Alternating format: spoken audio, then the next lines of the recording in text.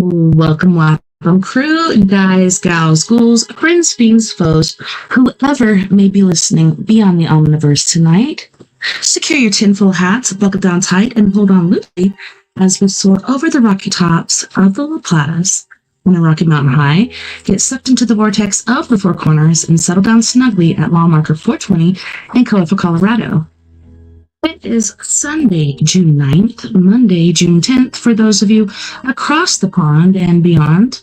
Good morning, good afternoon, and good evening to you, and thank you so much for joining me here on We Are Paradox Media's Late Night in Rockies.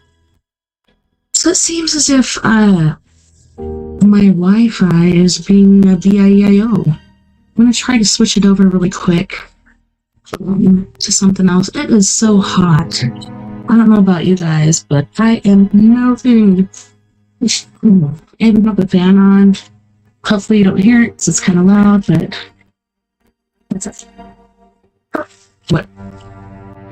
Did you start saying? Yeah, just now I'm starting. What's going on? So, why can't I have talking time? Well, talkies are bad for you, but... What is that, though? Is he going to share with you, or...? No.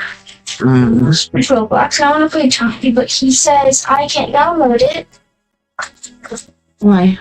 Because the quote-unquote things they do on it. It's because of... I don't know why.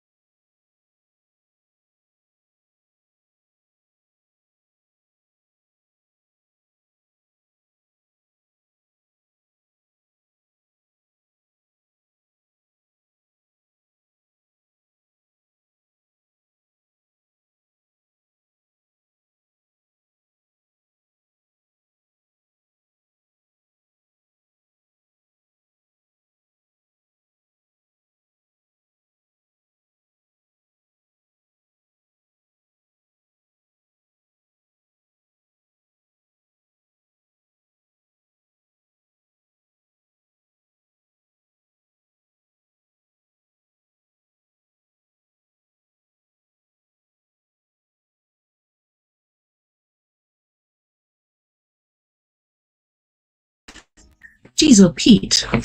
Anywho, if you're listening live right now, you may be listening to me on Spreaker.com, which you can find under We Are Paradox Media.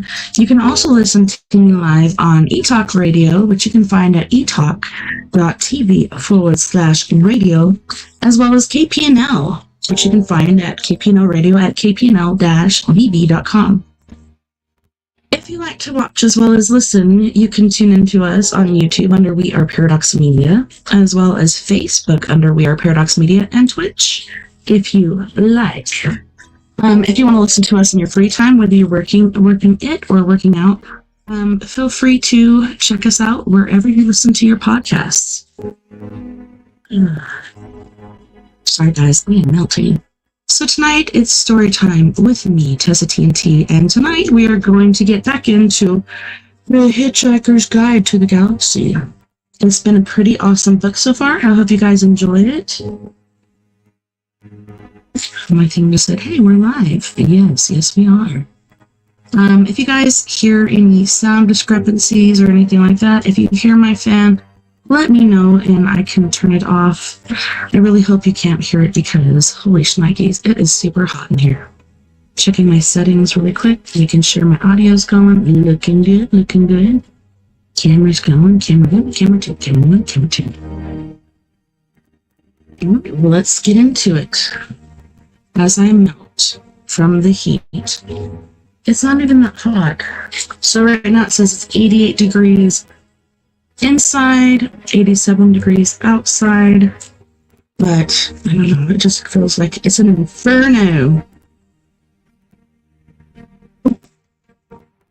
Well, let's see, let me go over here into my music and make sure it's not too loud.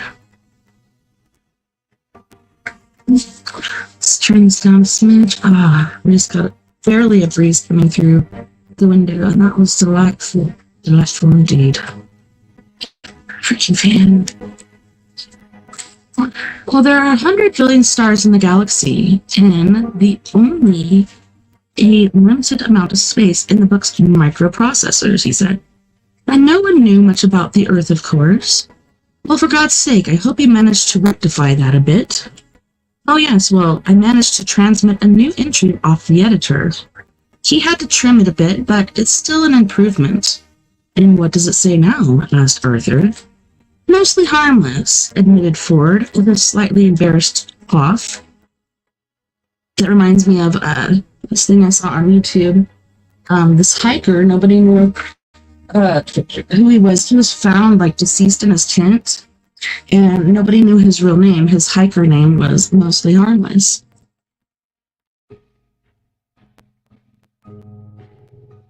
Mostly harmless, shouted Arthur.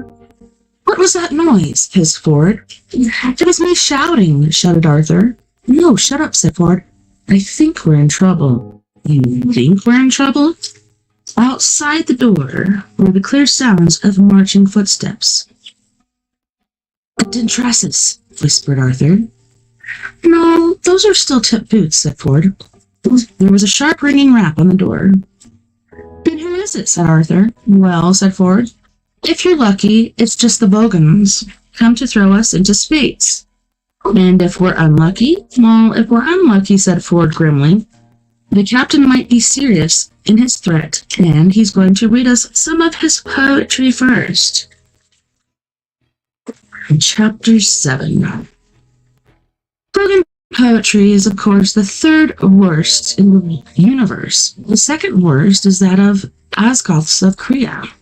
During a recitation by their poet master Grunthus, the flatulent of his poem Ode to a Small Lump of Green Putty I found in my armpit one midsummer morning.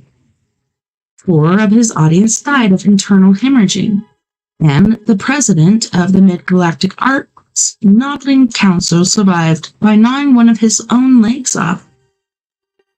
Grunthus is reported to have been disappointed by the poem's reception, and was about to embark on a reading of his 12th-book epic entitled My Favorite Bath Time Gurgles, when his own major intestine, in a desperate attempt to save life and civilization, went straight up through his neck and throttled his brain.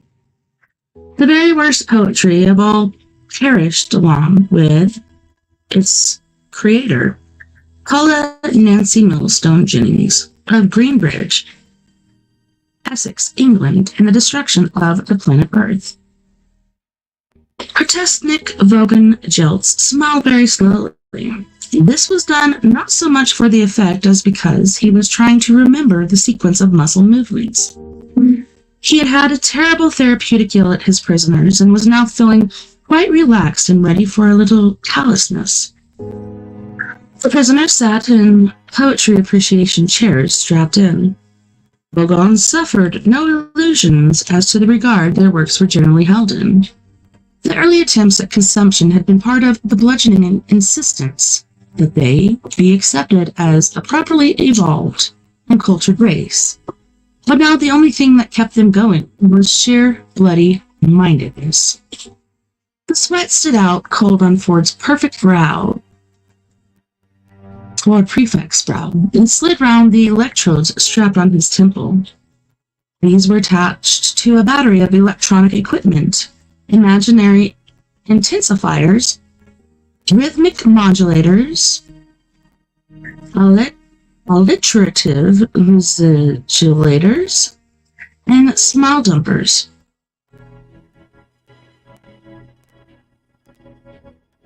All designed to heighten the experience of the poem and make sure that none single nuance of the poem's thought was lost. Arthur Dent sat and quivered. He had no idea what he was in for, but he knew that he hadn't liked anything that had happened so far and didn't think things were likely to change. The Vogan began to read, a fetid little passage of his own devising. "Oh, Freddled Grunt Bugly," he began. Spasms racked Ford's body. This was worse than even he'd been prepared for. "Thy micturations are to me as birdward gabber rockets on a lurked bee." "Ard!" went Ford Prefect, wrenching his head back as lumps of pain thumped through it. He could dimly see beside him Arthur rolling and rolling in his seat. He clenched his teeth. "Group, I implore thee," continued the merciless Vogon. "My footing." Turling drums. His voice was rising to a horrible pitch of impassioned stridency. "And the hoopless strangle me with crinkly luards, or I will rend thee in the gigawatts with my blurgle crucial. See, if I don't." "Yard!" cried Ford, and threw one final spasm as the electronic enhancement of the last line caught him full blast across the temples, and he went limp. Arthur rolled.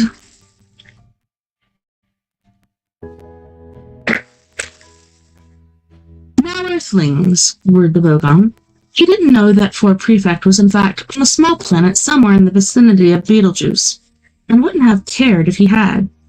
"I present you with a simple choice. Either die in the vacuum of space, or," he paused for a melodramatic effect, "tell me how good you thought my poem was." Man, supposed to sound like messed up or what? Because I see people coming in and out. Let me just check my settings again. Is the audio okay? If not, let me know. It looks good. Looks good to me. Yeah, I don't know. If you don't like Hitchhiker's Guide to the Galaxy, I'm sorry. Okay, fam. It's not you. The one below my desk that is in need of replacement. He threw himself backward into a huge, leathery, bat-shaped seat and watched them. He did the smile again. Ford was rasping for breath. He rolled his dusty tongue round his parched mouth and moaned. Arthur said brightly, "Actually, I quite liked it." Ford turned and gaped. Here was an approach that he had quite simply not occurred to him. The Vogan raised a surprised eyebrow that effectively obscured his nose and was therefore no bad thing. "Oh, good," he whirred, in considerable astonishment. "Oh, yes," said Arthur. "Thought that some of the metaphysical imagery was really particularly effective." Ford continued to stare at him, slowly organizing his thoughts around Oh, shoot. My cum just fell into my band. That was funny. Sorry, there's no front on it because I took it off. But anyways. Were they really going to be able to bareface their way out of this? Yes, do continue, invited the Vogan. Oh, and is interesting rhythmic devices too, continued Arthur, which seemed to counterpoint the word he floundered. Ford leaped to his rescue, hazarding counterpoint the surrealism of the underlying metaphor of the he floundered too, but Arthur was ready again. Humanity of the vagonity? Ford hissed at him. Oh yes, vagonity, sorry, of the poet's compassionate soul. Arthur felt he was on a home stretch which contrives through the medium of the verse structure to sublimate this, transcend that, and come to terms with the fundamental dichotomies of the other. He was reaching a vivid insight into which suddenly gave out on him. Ford leaped in with a coup de grace into whatever it was the poem was about, he yelled. With the corner of his mouth, well done, Arthur. That was very good. The Vogan perused them. For a moment, his embittered racial soul had been touched, but he thought no, too little too late. His voice took on the quality of a cat snagging brushed nylon. So what you're saying is that I write poetry because underneath my mean, callous, heartless exterior, I really just want to be loved, he said, and he paused. Is that right? Ford laughed, a nervous laugh. Well, I mean, yes, he said. Don't we all deep down, Logan stood up. No, well, you're completely wrong, he said. I just write poetry to throw my mean, callous, heartless exterior into sharp relief. And I'm going to throw you off the ship anyway. Guard! Take the prisoners to number 3 airlock, then throw them out.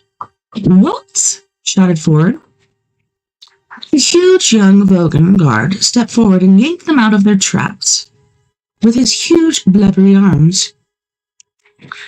You can't throw us into space, yelled Ford. We're trying to write a book.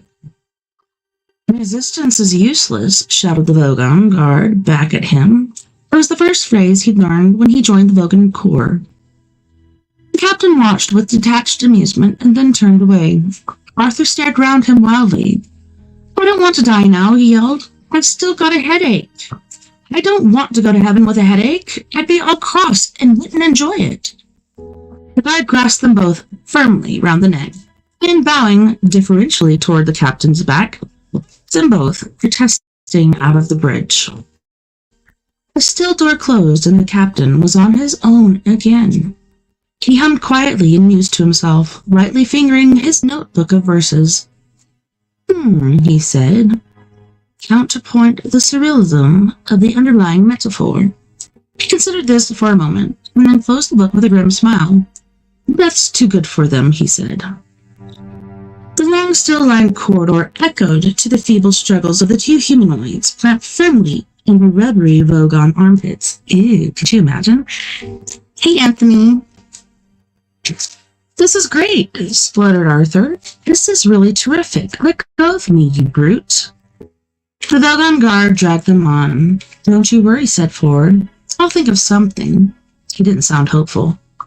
Resistance is useless, bellowed the guard. Just don't say things like that, stammered Ford. How can anyone maintain a positive mental attitude if you're saying things like that? My God, complained Arthur. You're talking about a positive mental attitude and you haven't even had your planet demolished today? I woke up this morning and thought you'd have a nice, relaxed day, do a bit of reading, brush the dog. It's now just after 4 in the afternoon, and I'm already being thrown out of an alien spaceship, 6 light years from the smoking remains of the Earth. He spluttered and gurgled as the Vogan tightened his grip. All right, said Ford. Just stop panicking. Who said anything about panicking? Snapped Arthur. This is still just the culture shock. You wait till I've settled down into the situation and found my bearings. Then I'll start panicking. Arthur, you're getting hysterical. Shut up. Ford tried desperately to think, but was interrupted by the guard shouting again. Resistance is useless. And you can shut up as well, snapped Ford. Resistance is useless. I'll give it a rest, said Ford. He twisted his head till he was looking straight up into his captor's face. Thought struck him. Do you really enjoy this sort of thing? He asked suddenly. The Vogon stopped dead, and a look of immense stupidity seeped slowly over his face. Enjoy? He boomed. What do you mean? What I mean, said Ford, is, does it give you a full, satisfying life? Stomping around, shouting, pushing people out of spaceships? The Vogan stared at the low, still ceiling, and his eyebrows almost rolled over each other. His mouth slacked. Finally, he said, well, the hours are good. You'd have to be, agreed Ford. Arthur twisted his head, came round to look Ford. Ford, what are you doing? He asked in an amazed whisper. We're just trying to take an interest in the world around me, okay? He said. So the hours are pretty good then, he resumed. The Vogan stared down at him as sluggish thoughts moiled around the murky depths. Yeah, he said, but now you come to mention it, most of the actual minutes are pretty lousy, except... He thought again, which required looking at the ceiling. Except some of the shouting I quite like. He filled his lungs and bellowed, Resistances! Sir, yes, interrupted Ford hurriedly. You're good at that, I can tell. But if it's mostly lousy, he said, slowly giving the words time to reach their mark, then why do you do it? What is it? The girls? The leather? The machismo? Or do you just find the coming of terms with mindless radium of it all presents an interesting challenge? Arthur looked backward and forward between them in bafflement. Said the guard. I don't know. I think I just sort of do it, really. My aunt said that spaceship guard was a good career for a young Vogan, you know. The uniform, the load-slung stun ray holster, the mindless tedium. It's actually raining right now. Holy shnikes. That's awesome. Man, hopefully the coolness comes in here because, man, like I said, it is hot. Alright. There you are, Arthur, said Ford with an air of someone reaching the conclusion of his argument. Do you think you've got problems? Arthur rather thought he had. Apart from the unpleasant busyness with his home planet, the Vogon guard had half-throttled him already, and he didn't like the sound of being thrown into space very much. Trying to understand his problem, insisted Ford. Here he is, poor lad. His entire life's work is stamped around throwing people off spaceships and shouting, added the guard. And shouting, sure, said Ford, patting the blubbery arm clamped around his neck in friendly condescension. And he doesn't even know why he's doing it. Arthur agreed. This was very sad. He did this with a small feeble gesture because he was too asphyxiated to speak. Deep rumblings of bemusement came from the guard. Well, now, you put it like that, I suppose. Good lad, encouraged Ford. But all right, went on the rumblings. So, what's the alternative? Well, said Ford brightly but slowly. Stop doing it, of course. Tell them, he went on.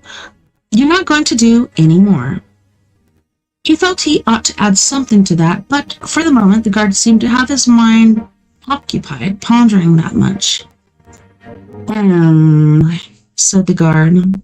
Well, that doesn't sound that great to me. Ford suddenly felt the moment slipping away. Now, wait a minute, he said. That's just the start, you see. There's more to it than that, you see.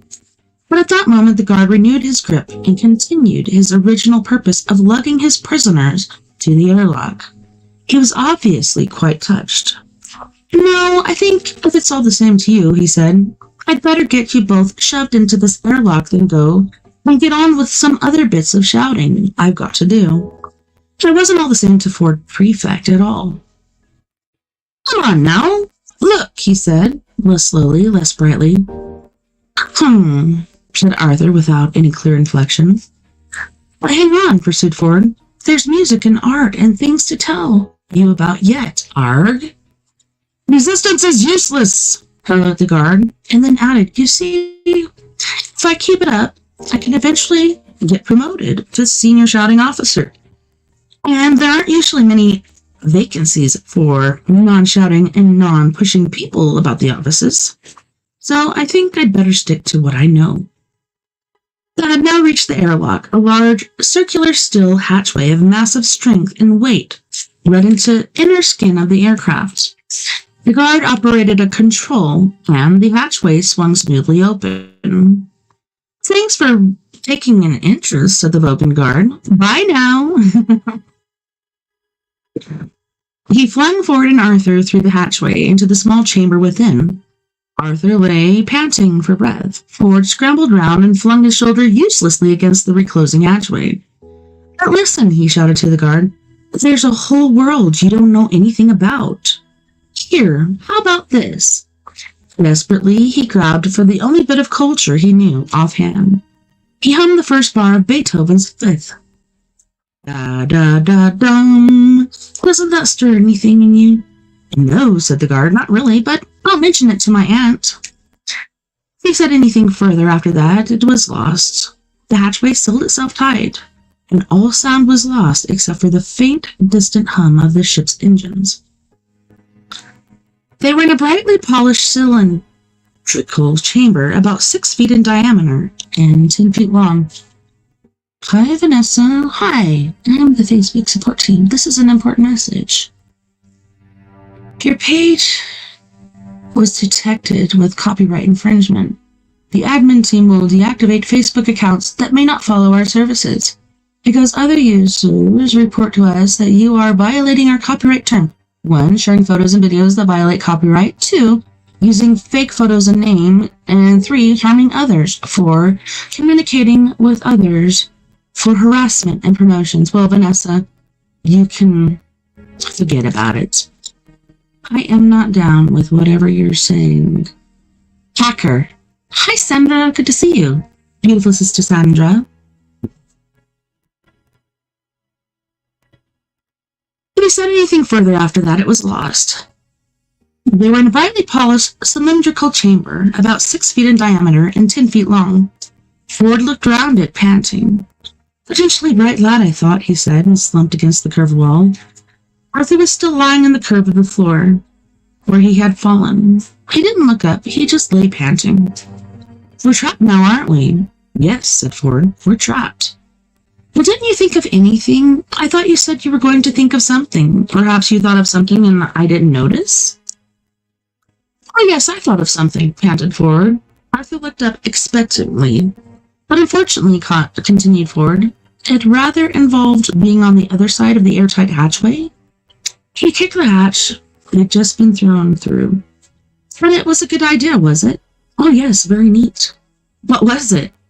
Well, I hadn't worked it out as far as the details yet. Not much point now, is there? So, what happens next? Asked Arthur. Oh, well, the hatchway in front of us will open automatically in a few moments, and we will shoot out into deep space, I expect, and asphyxiate. If you take a lung full of air with you, you can last for up to 30 seconds, of course, said Ford. He stuck his hands behind his back, raised his eyebrows, and started to hum an old Beetlejuicean battle hymn. To Arthur's eyes, he suddenly looked very alien. So this is it, said Arthur. We're going to die. Yes, said Ford, except... No, wait a minute. He suddenly lunged across the chamber at something behind Arthur's line of vision. What's this switch? He cried. What? Where? Cried Arthur, twisting round. No, I was only fooling, said Ford. We are going to die after all. He slumped against the wall again and carried on the tune from where he left off. You know, said Arthur, it's at times like this, when I'm trapped in a broken airlock with a man from Beetlejuice and about to die of asphyxiation in deep space, that I really wish I'd listened to what my mother told me when I was young. Why? What did she tell you? I don't know, I didn't listen. Oh, Ford carried on humming. This is terrific, Arthur thought to himself. Nelson's column has gone. McDonald's has gone. All that's left is me and the words, mostly harmless. Any second now, all that will be left is mostly harmless. And yesterday, the planet seemed to be going so well. The motor reared. A slight hiss built into a deafening roar of rushing air as the outer hatchway opened onto an empty blackness, studded with tiny, impossibly bright points of light. Ford and Arthur popped into outer space like corks from a toy gun. Oh my, sounds terrible. Hideous, of course. Chapter 8. The Hitchhiker's Guide to the Galaxy is a wholly remarkable book. It has been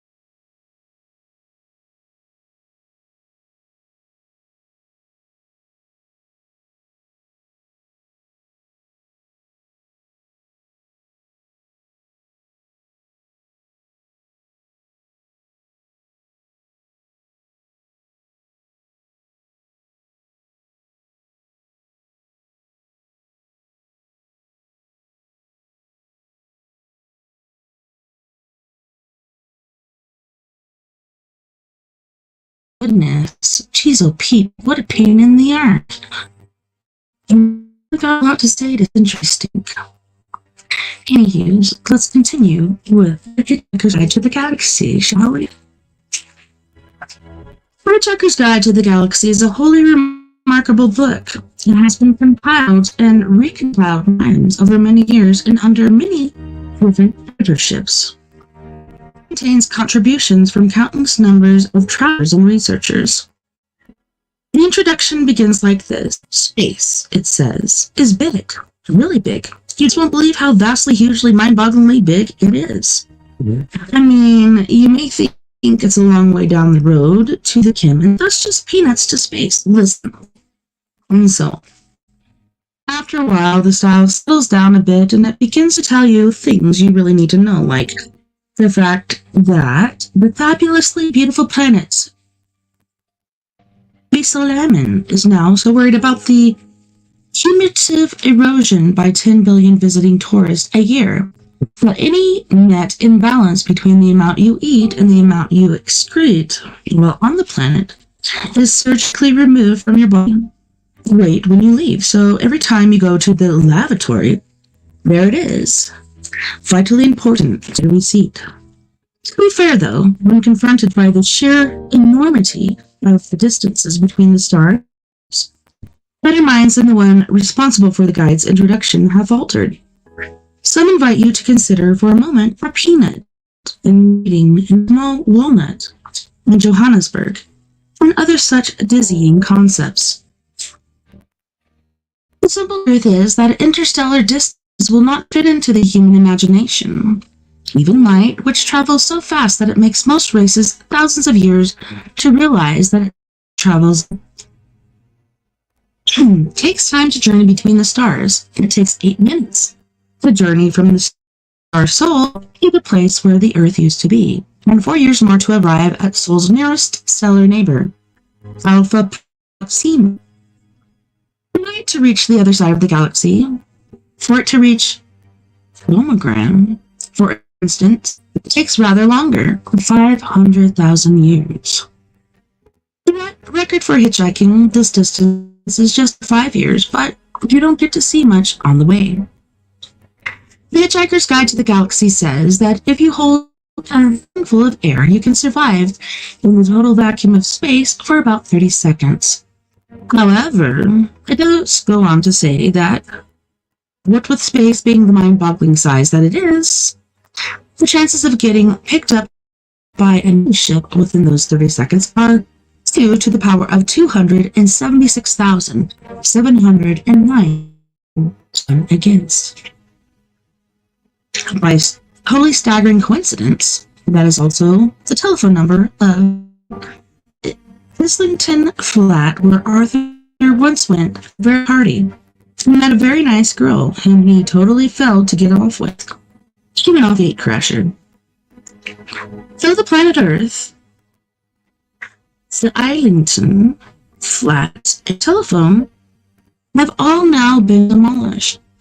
It is comforting to reflect that they are all in some commemorated by the fact that 25 seconds later, Ford and Arthur were rescued. Hooray! Chapter 9. Our computer chattered to itself in alarm as it noticed an airlock open and close itself for no apparent reason. This was because the reason was in fact out to lunch.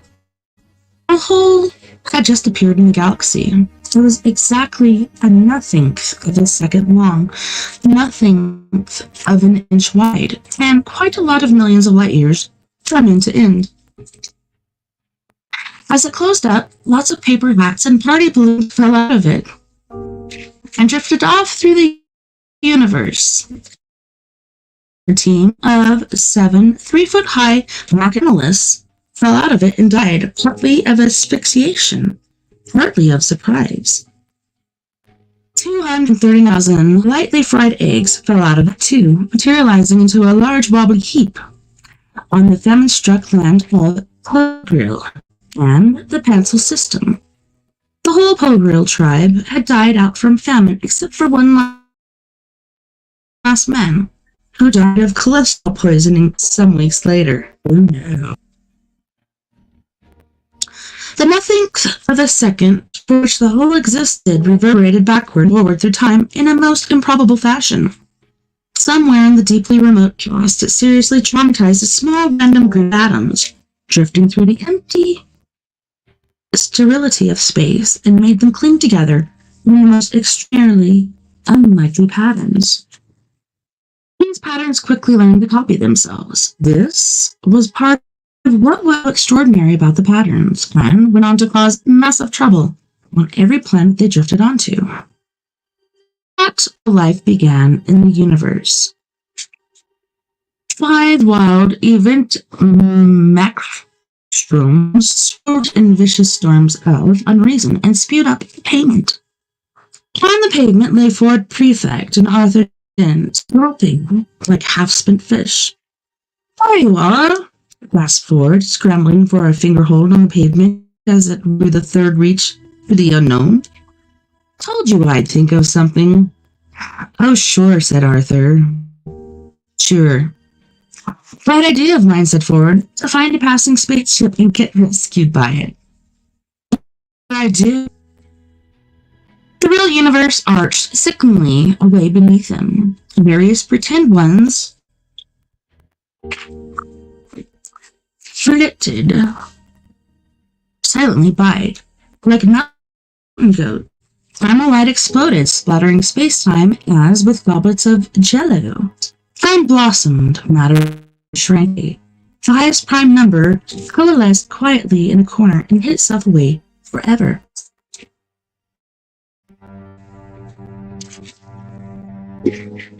I'll come off it, said Arthur. The chances against it were astronomical. Don't knock it, it worked, said Ford. What sort of ship are we in? Asked as the pit of eternity yawned beneath them. I don't know, said Ford. I haven't opened my eyes yet. No, nor have I, said Arthur. The universe jumped, froze, quivered, and sprayed out in several expected or unexpected directions. Arthur and Ford opened their eyes and looked about in considerable surprise. God, said Arthur. Looks just like the seafront at South End. Why? I'm relieved to hear you say that, said Ford. Why? Because I thought I must be going mad. Perhaps you are. Perhaps. You only said it. Ford thought about this. Well, did you say it or didn't you?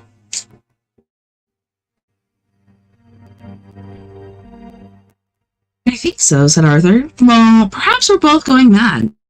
What, Arthur? I would be mad, all things considered, to think this is South End. Well, do you think this is South End? Oh, yes. So do I. Therefore, we must be mad. Nice day for it. Yes, said a passing maniac. Oh. No, there. Can I meet some other maniacs? What was that? Asked Arthur. Who? The man with 5 heads? The elderberry bush full of chips? Yes. No, just someone. They both sat up and watched with certain unease as huge children bounced heavily along the sand, and wild horses thundered through the sky, taking fresh supplies of reinforcement railings to the uncertain areas. You know, said Arthur, with a laugh, if this is South End, there's something very odd about it. You mean, the way the sea steady as a rock and the buildings keep washing up and down? Said Ford. Yes, I thought that was odd too, in fact. Continues with a huge bang, South End split itself into 6 equal segments, which danced and spun giddily around each other in rude and licentious formations. There's something altogether very strange going on. Wild yelling noises of pipes and strings seared through the wind. Hot donuts popped out of the road for 10 pinch each. Fish stormed out of the sky, and Arthur and Ford decided to make a run for it. They plunged through heavy walls of sound, mountains of archaic thought, valleys of mood music, bad shoe sessions, and flipping bats, and suddenly heard a girl's voice. It sounded quite a sensible voice, but it just said 2 to the power of 100,000 to 1 against and fall, and that was all. Ford skidded down a beam of light and spun round, trying to find a source for the voice, but it's nothing to seriously believe in. What was that voice? Shouted Arthur. I don't know, yelled Ford. I don't know. It sounded like a measurement of ability? Probability? What do you mean? Probability, like 2 to 1, 3 to 1, 5 to 4. It said 2 to the power of 100,000 to 1 against. That's pretty improbable, A gallon vat of custard ended itself over them without warning. Well, what does it mean? Cried Arthur. What, the custard? No, the measurement of improbability. No, I don't know at all. I think we're in some kind of spaceship. I can only assume, said Arthur, that this is not the first-class compartment. Bulges appeared in the fabric of space-time, great ugly bulges. Said Arthur, as he felt his body softening, bending in unusual directions. South End seems to be melting away. The stars swirl a dust bowl. My legs are drifting off into the sunset. My left arms come off too. A frightening thought struck him. Oh, he said, how am I going to operate my digital watch now? He rounded his eyes desperately around in Ford's direction. He said, you're turning into a penguin, stop it! Again came the voice. 2 to the power of 75,000 to 1 again falling. Ford waddled around his pawn in a furious circle. Hey, who are you? He quacked. That's funny. Where are you? What's going on? And is there anyone stopping it? Please relax, said the voice pleasantly, like a stewardess in an airliner. With only wing and 2 engines, one of which is on fire. You are perfectly safe. But that's not the point, Ford. The point is that I'm now a perfectly safe penguin, and my colleague here is rapidly running out of limbs. It's all right. I've got them back now, said Arthur. 2 to the power of 50,000 to 1 against the falling, said the voice. Hardly, said Arthur. They're longer than I usually like them, but wasn't there anything, squawked Ford in avian fury? So you ought to be telling us? The voice cleared its throat. Damn. A giant petite Ford lolloped off into the distance. Welcome, said the voice, to the starship heart of gold. The voice continued. Please do not be alarmed, it said, by anything you see or hear around you. You're about to feel initial ill effects. As you have been rescued from certain death at an improbability of 2 to the power of 276,000 to 1 against, possibly much higher.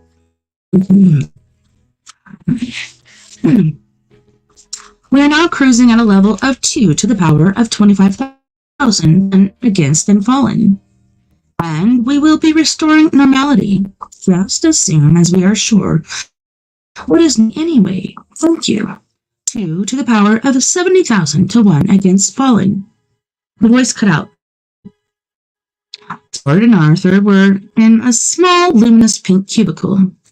Ford was quietly and wildly excited. Arthur, he said, this is fantastic. We've been picked up by a ship powered by the infinite improbability drive. It was incredible. I heard rumors about it before. They were all officially denied, but they must have done it. They built the improbability drive. Arthur, what's happening? Arthur had jammed himself against the door to the cubicle, trying to hold it closed. Perhaps it was ill-fitting. Tiny, furry little hands were squeezing themselves through the cracks. Their fingers were ink-stained, but tiny voices chattered insanely. Arthur, look up. Ford, he said. There's an infinite number of monkeys outside who want to talk to us about the script of Hamlet, if we're from. Chapter 10. I love this book. I think I'm going to buy this series because somebody's got this on hold, and it's late, of course, because I'm only reading it every weekend, but I might just It's like order the whole book series because I really love this. Thank you, Mr. Douglas Adams, for writing this book. It's quite infinitely awesome. Chapter 10. Infinite probability drive is a wonderful new method of causing vast interstellar distances in a mere nothing of a second, without all that tedious mucking about in hyperspace. It was discovered by Lance and then developed into a governable form of propulsion by the Galactic Government's research team on Donogram. This, briefly, is the story of its discovery. The principle of generating small amounts of improbability by simply hooking the logic circuits of a Numbleweenie 57 brain to an atomic vector solder suspended in a strong Brownian motion producer. Say a nice hot cup of tea, or of course, well understood. And such generators often used to break the ice at parties by making all the molecules in the hostess's undergarments leap simultaneously but to the left in accordance with a theory of intermittency. Many respectable physicists said weren't going to stand for this, partly because it was a debasement of science, but mostly because they invited to those sort of parties. Another thing they couldn't stand was the perpetual failure they encountered in trying to construct a machine which could generate the infinite improbability field to flip a spaceship across the paralyzing distances between the farthest stars. And in the end, they grumpily announced that such a machine was virtually impossible. Then, one day, a student who had been left to sweep up the lab after a particularly uncivil party found himself reasoning this way. If, he thought to himself, such a machine is virtual impossibility, it must logically be finite in probability. So all I have to do in order to make one is to work out exactly how improbable it is. Feed that figure into finite probability generator, fresh cup of really, really hot tea, and turn it on. He did this and was rather startled to discover that he had managed to create the long-sought-after golden infinite improbability generator. If you can believe that. He did this and was rather startled to discover that he had managed to create the long-sought-after golden infinite improbability generator out of thin air. It startled him even more than just after he was awarded the Galactic Institute's prize for extreme cleverness and got lynched by a rampaging mob of respectable physicists who had finally realized that the one thing they really couldn't stand was this mess. I was actually wearing that shirt yesterday. It said smart and it had a donkey on it. Smart ass. So on that note, boys and girls, we are going to go to our first music break. On this break, we have Miss Nina Savage with her group Antidote for Savages.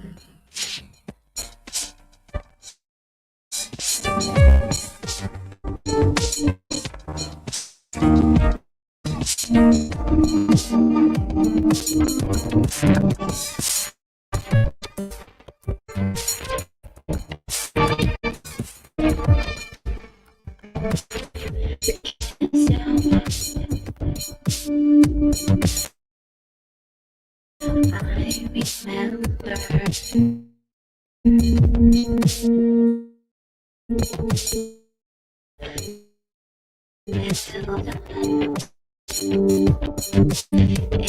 we hit the water, it's no time.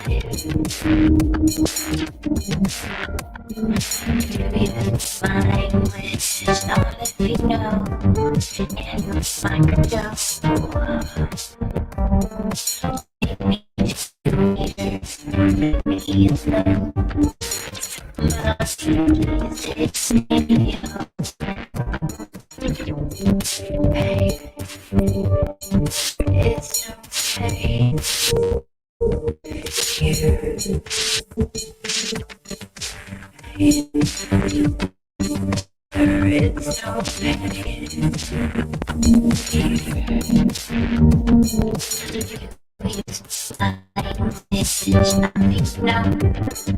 can you read my crypto?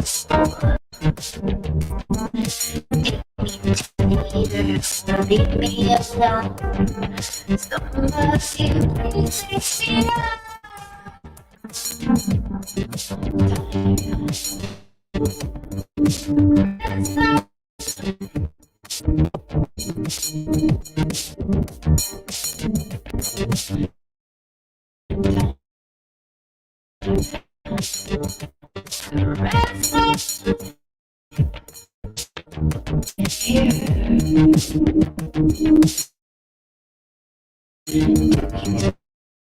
My language is not you know.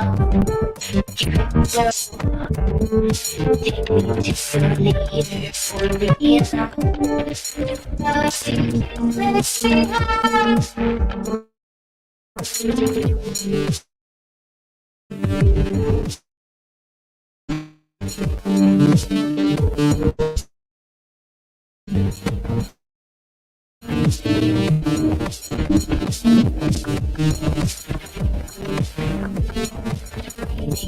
water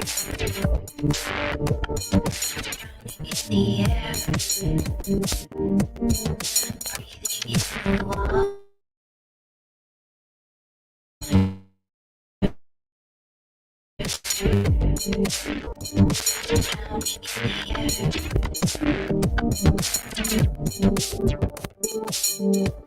There is no time.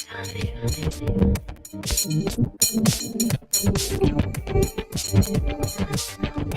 not time.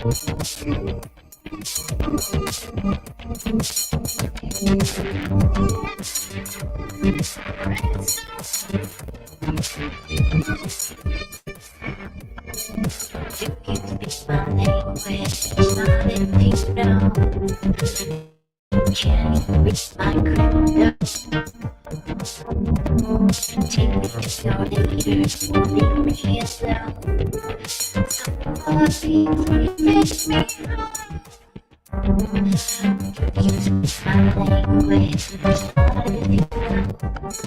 Can you read my crypto? Take me to your leaders, leave me alone.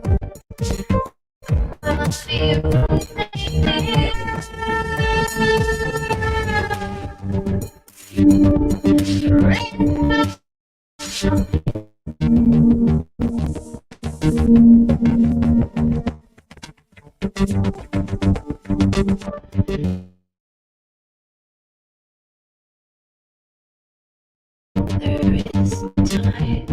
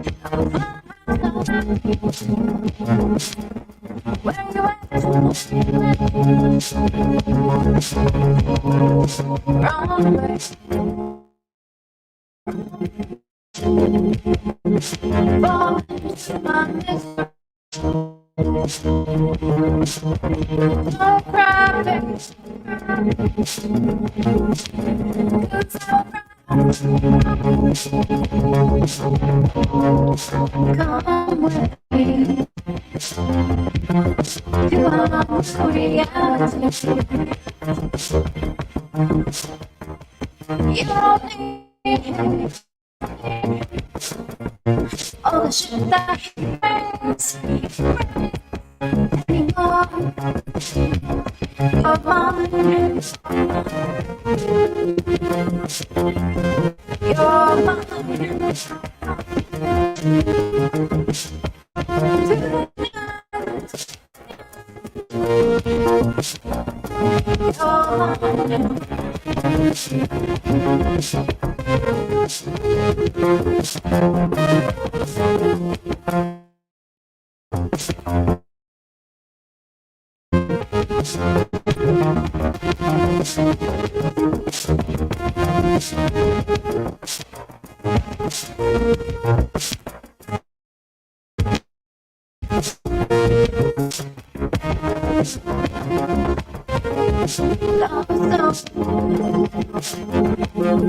into your face. Let you fall apart. We'll make a brand new start. I'm coming back.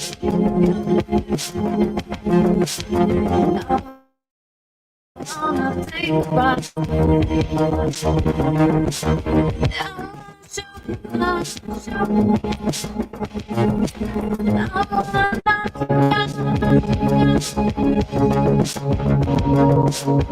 Come with me to our reality.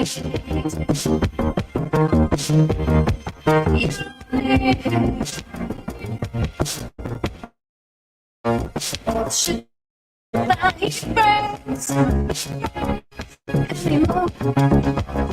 You're mine.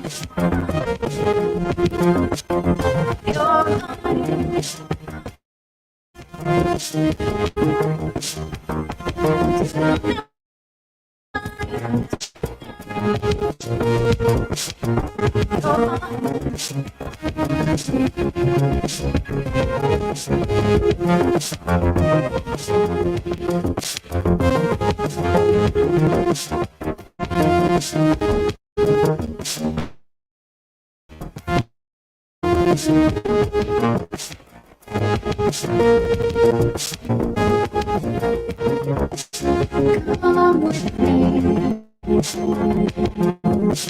to our reality. You don't need all the shit that he brings anymore. You're mine.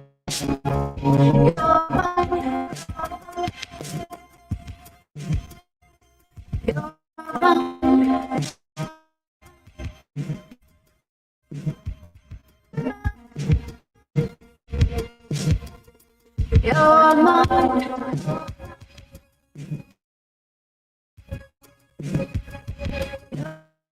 Mine. You're mine.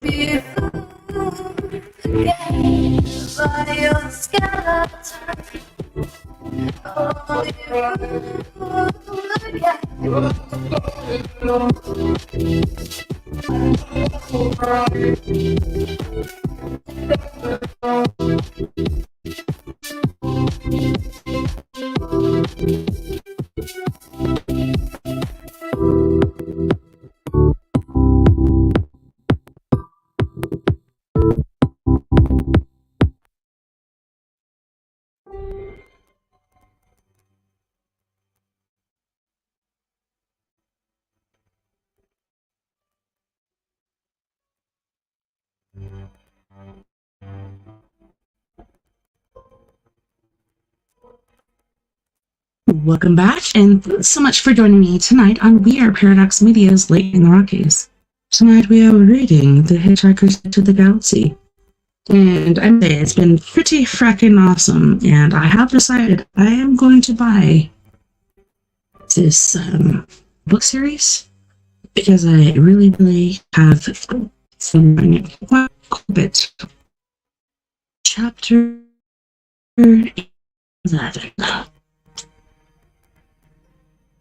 The improbability-proof control cabin of the Heart of Gold looks like a perfectly conventional spaceship, except that it was perfectly because it was so new. Some of the control seats hadn't had the plastic wrapping taken off yet. The cabin was mostly white, oblong, and about the size of the smallest restaurant. In fact, it wasn't perfectly oblong. The two long walls were raked round in a slight parallel curve, and all the angles and corners of the cabin were contoured in excitingly chunky shapes.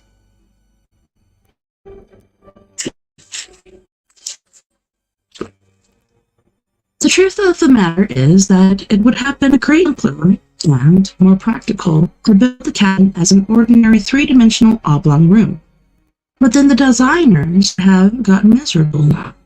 As it was, the cabin looked excitingly purposeful, with large video screens ranged over the control and guidance system, panels on the concave wall, and long banks of computers into the comms wall. In one corner, a robot sat close, its gleaming brush still head hanging loosely between its gleaming brush still knees.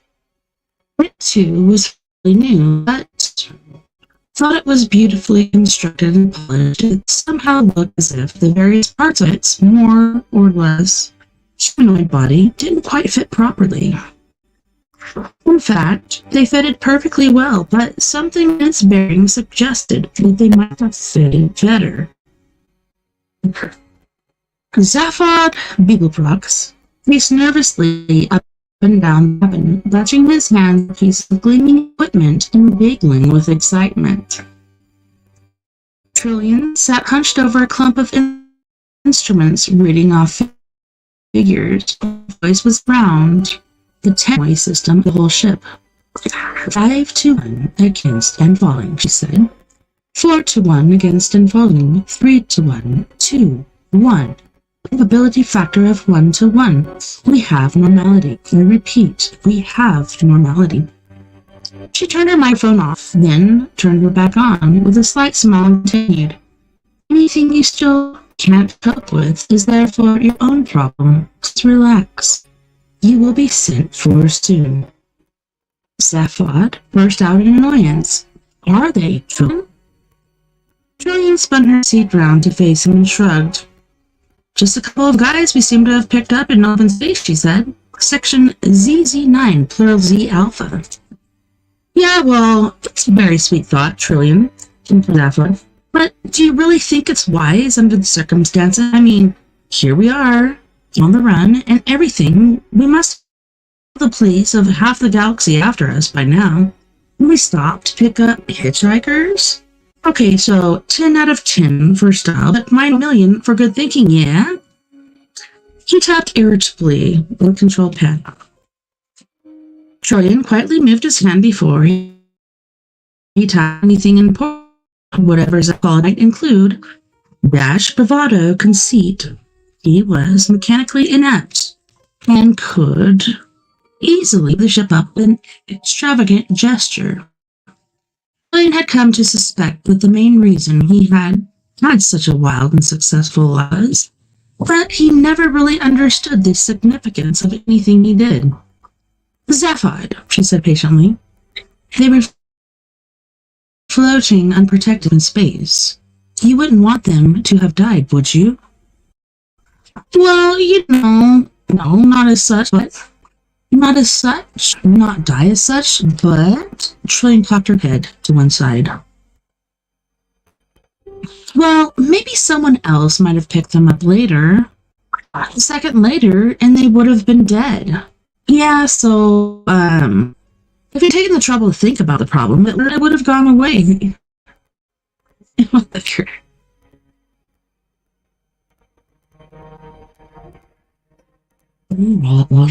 What? You'd have been happy to live by? Well, not happy as such, but anyway, said Trillian, turning back to the controls. Didn't pick them up. Well, what do you mean? Pick them up then. The ship did. Huh? The ship did, all by itself. I don't know. While we were in probability drive. But that's incredible. No, Zaphod. Just very, very improbable. Yeah. Look, Zaphod, she said, patting his arm. Don't worry about aliens. Just a couple of guys, I expect. I'll send the robot down to them and bring them up here. Hey, Marvin. In the corner, the robot's head swung up sharply, but then wobbled about imperceptibly. Pulled itself up to its feet as if it was about 5 pounds heavier than it actually was. And an observer would have thought was a heroic effort to cross the room. Stopped in front of Trillian and seemed to stare through her left shoulder. I think you ought to know I'm feeling very depressed, it said, his voice low and hopeless. Oh, God, from Zaphod and slumped into a seat. Well, said Trillian in a bright, compassionate tone. There's something to occupy you and keep your mind off things. Homework, droned Marvin. You have an exceptionally large mind. Marvin, warned Trillian. All right, said Marvin. What do you want me to do? Go down to the numbered entry bay. Bring the 2 aliens up here under surveillance. With a microsecond pause and a finely calculated micromodulation of pitch and timbre, nothing you could actually take offense at, Marvin managed to convey his contempt and horror for all things human. Just that? He said. Yes, said Trillian firmly. I won't enjoy it, said Marvin. Fudd leaped out of his seat. I'm just not asking you to enjoy it, he shouted. Just do it, will you? All right, said Marvin, like tolling of a great crack bell. I'll do it. Good, snapped Zaphod. Great, thank you. Marvin turned and lifted the flat, triangular red eyes up toward him. I'm not getting you down at all, am I? He said pathetically. No, Marvin, murmured Trillian. That's just fine, really. I think that was getting you down. No, don't worry about that. The note continued. You just what? Pause comes naturally and everything will be just fine. You sure you don't mind? Probed Marvin. No, Marvin, noted Trillian. That's just fine, really. Just part of life. Marvin flashed her ironically. Life, said Marvin. Don't talk to me about life. He turned hopelessly on his heel and lugged himself out of the cabin. With a satisfied hum and the door closed behind him. I don't think I can stand that robot much longer, Zaphod, growled Trillian. The Encyclopedia Galactica robot is a mechanical apparatus designed to do the work of a marketing division of the Sirius Aesthetics Corporation defines a robot as your plastic pal who's fun to be with. The Hitchhiker's Guide to the Galaxy defines marketing division of the Sirius Cybernetics Corporation as a bunch of mindless jerks who'll be the first against the wall when the revolution comes. A footnote to the effect that the editors would welcome applications from anyone interested in taking over the post of robotics correspondent. Curious enough, an edition of the Encyclopedia Galactica that had the good fortune to throw a time warp from 1,000 years in the future to define the marketing division of the Sirius Science Corporation as a bunch of mindless jerks who were the first against the wall when the revolution came. Pink Cubicle had winked out of existence. The monkeys had sunk away to a better dimension. Ford and Arthur found themselves in the embarkation area of the ship. It was rather smart. I think this ship's brand new, said Ford. How can you tell? Asked Arthur. Had some exotic device for measuring the age of metal? No, I found the sales brochure lying on the floor. It's a lot of the universe. Ford jabbed at one of the pages and showed it to Arthur. Sensation new breakthrough in improbability physics. As soon as this device reaches infinite improbability, it passes through every point in the universe. Be the envy of other major governments. Wow, this is lovely enough. Ford hunted excitedly through the technical specs of the ship, occasionally gasping with astonishment at what he had read. Clearly, galactic astrotechnology had moved ahead during the years of exile. Arthur listened for a short while, but being unable to understand the vast majority of what Ford was saying, he began to let his mind wander, trailing his fingers along the edge of an incomprehensible computer bank. He reached out and pressed an invitingly large button on a nearby panel. The panel lit up with the words, "Please do not press this button again." Listen, said Ford, who was still engrossed in the sales brochure. They make a big thing of the ship's cybernetics, a new generation of Sirius Cybernetics Corporation robots, with the new GPP feature. GPP feature, said Arthur. What's that? It says genuine people personalities. Oh, said Arthur. Sounds ghastly. A voice behind them said, "It is." The voice was low and hopeless and accompanied by a slight clanking sound. They spun around and saw an object. An object of still man, standing hunched in the doorway. What? They said. Ghastly, continued Marvin. It all is. Absolutely ghastly. Just don't even think about it. Look at this, he said, sipping through it.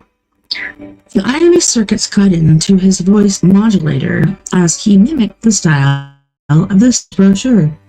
All the doors in this spaceship have a cheerful and sunny disposition. It is their pleasure to open for you and your satisfaction to close again with the knowledge of a job well done. As the door closed behind them, it became apparent that it did indeed have a satisfied, silent-like quality to it. No, said. Marvin regarded it with cold loathing, while his logical circuits chattered with disgust, and tinkered with the concept of directing physical violence against it. Further circuits cut in, saying, why bother? What's the point? Nothing is worth getting involved in. Further circuits themselves by analyzing the molecular components of the door and of the humanoid's brain cells. For a quick encore, they measured the level of hydrogen emissions in the surrounding cubic parsec of space. Shut down again in boredom. Spasm of despair shook the robot's body as he turned. Come on, Joan. I've been ordered to take down to the bridge. Here I am, brain the size of a plant, and they asked me to take you down to the bridge. All that job satisfaction, because I don't. He turned and walked back to the hated door. Excuse me, said Ford, following him. Which government owns this ship? Marvin ignored him. You watch the store, he muttered. It's about to open again. I can tell by the intolerable air of smugness it suddenly generates. With an initiating little whine, the door slid open again, and Marvin stomped through. Come on, he said. The other followed quickly, and the door slid back into place, with pleased little clicks and whirs. Thank you. The marketing division of a Serious Cybernetics Corporation, Marvin, and trudged desolately the corridor that stretched out before them.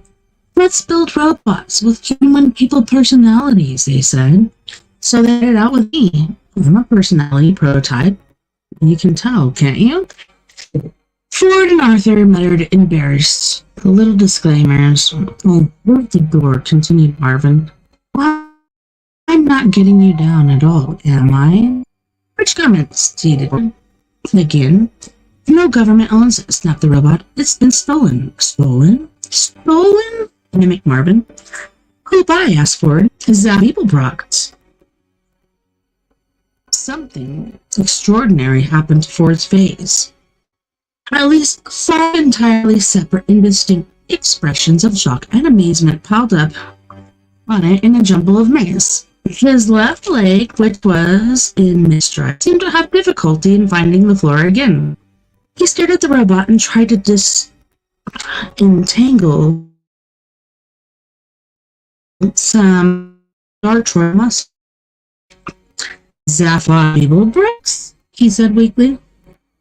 Sorry, did I say something wrong? Said Martin, and drew himself on regardless. Pardon me for breathing, which I never do any, so I don't know why I bother to say it. Oh God, I'm so depressed. Here's another of those self-satisfied doors. Life? Don't talk to me about life. No one even mentioned it, muttered Arthur irritably. Are you all right? Ford stared. Did that robot say Zaphod Rockies? Chapter 12. A loud clatter of gunk music flooded through the vertical cabin as Zaphod searched the beta radio wave bands for news of himself. The machine was rather difficult to operate. For years, it had been operated by pressing dials. Then, as the technology became more sophisticated, the controls were made much sensitive. You merely had to touch the panel with fingers. Now all you had to do was put your hand in the general direction of the components and hope. Saved a lot of muscular expenditure, of course, but meant that you had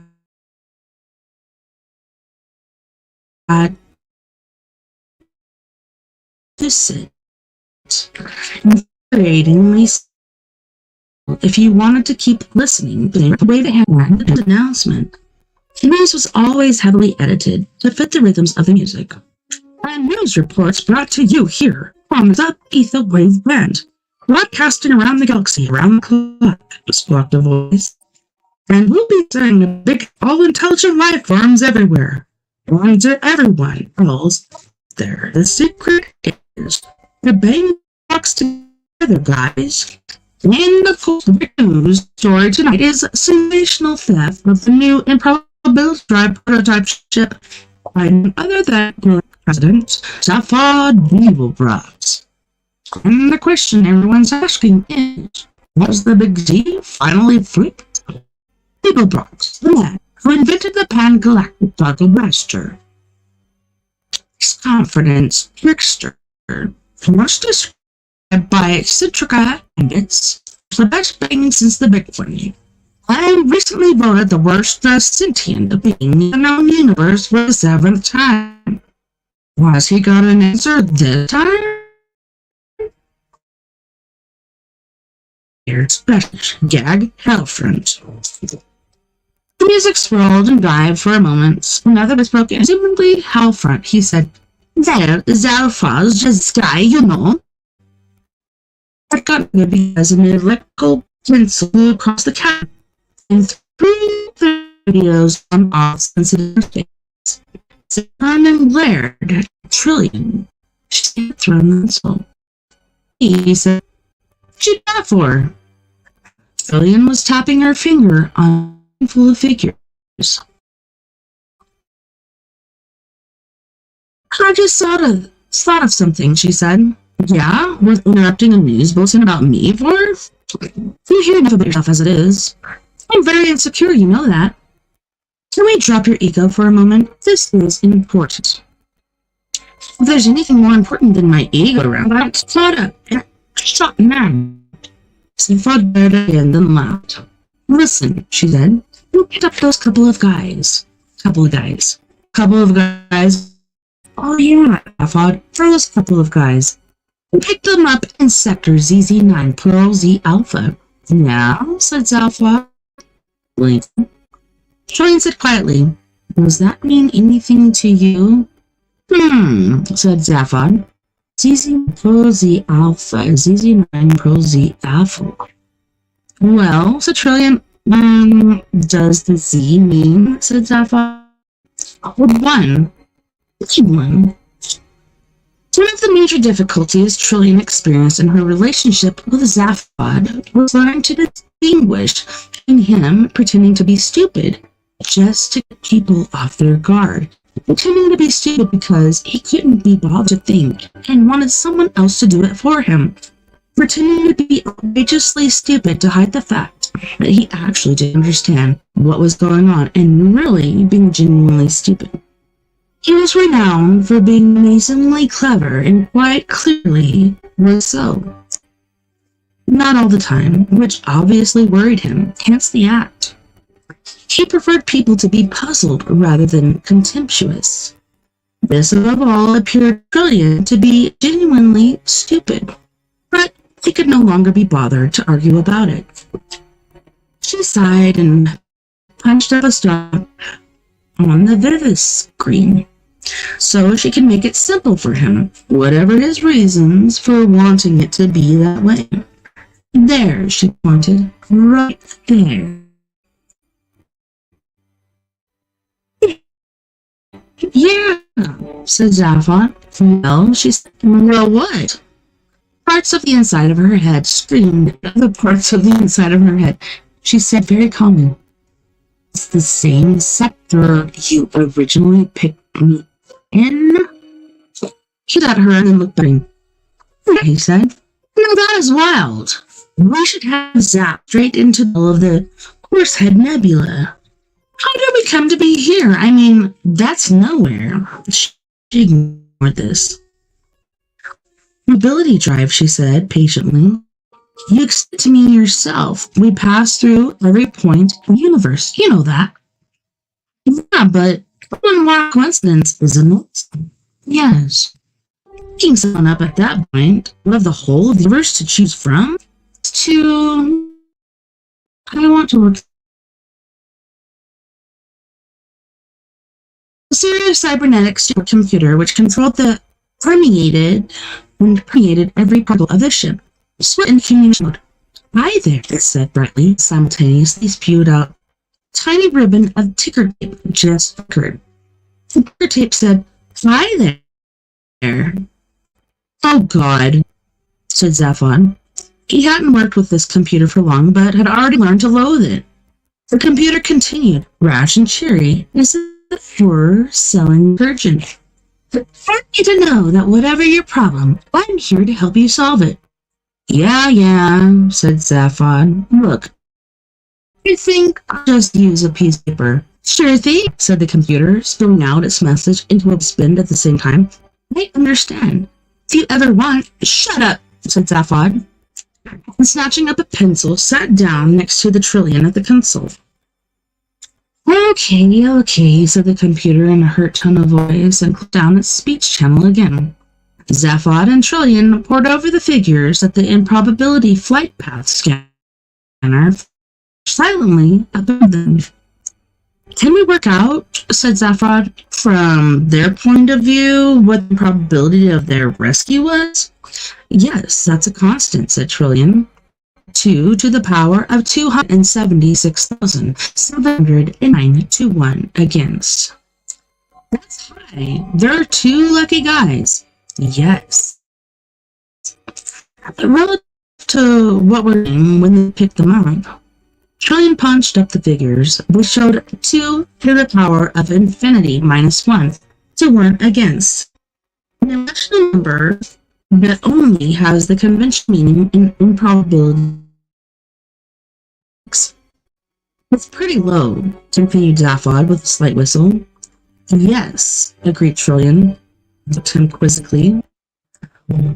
That's one big lack of improbability to be encountered for.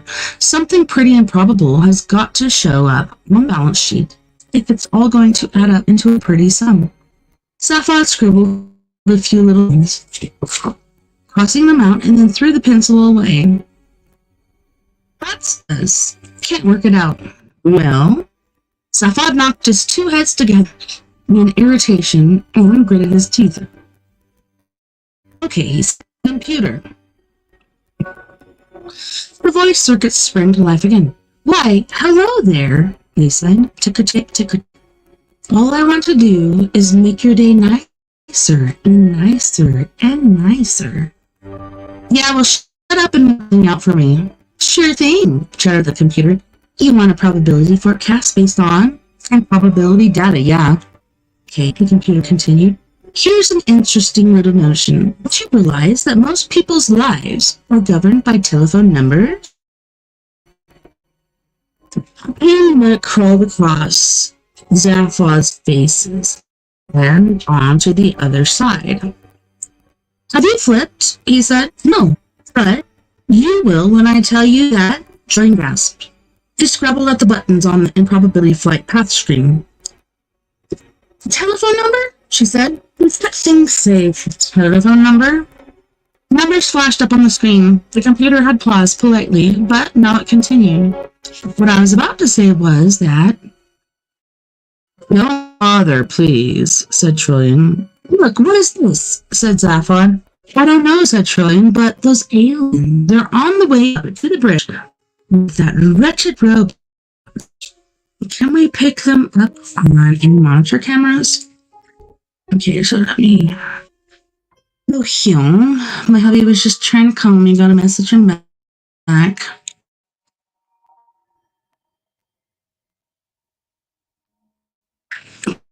I'm sure I'll call you soon.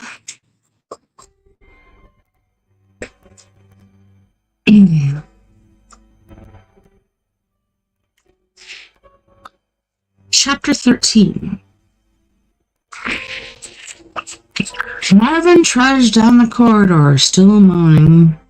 And then, of course, I've got this terrible pain in the dioids down my left-hand side. No, said Arthur grimly as he walked along beside him. Really? Oh, yes, said Marvin. I mean, I've asked for them to be replaced, but no one ever listens. I can imagine. Vague whistling and humming noises were coming from Ford.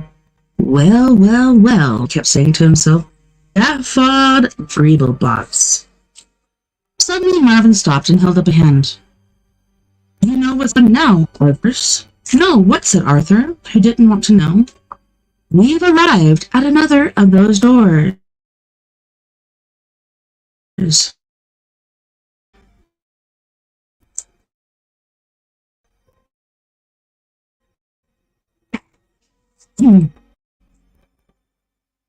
a sign. Marvin eyed it suspiciously. Said Ford impatiently. Do we go through? Do we go through? Mimicked Marvin. Yes, this is the entrance to the bridge. I was told to take you to the bridge.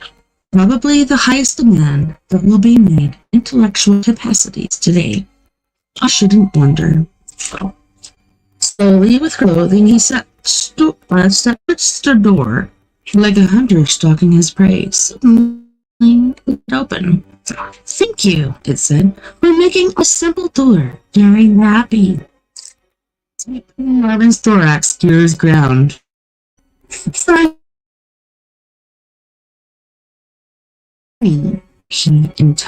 How just when you think life can't possibly get any worse, it suddenly does. Kind of reminds me of Eeyore or something, like some depressed something. Poor little freaking robot. Anyways.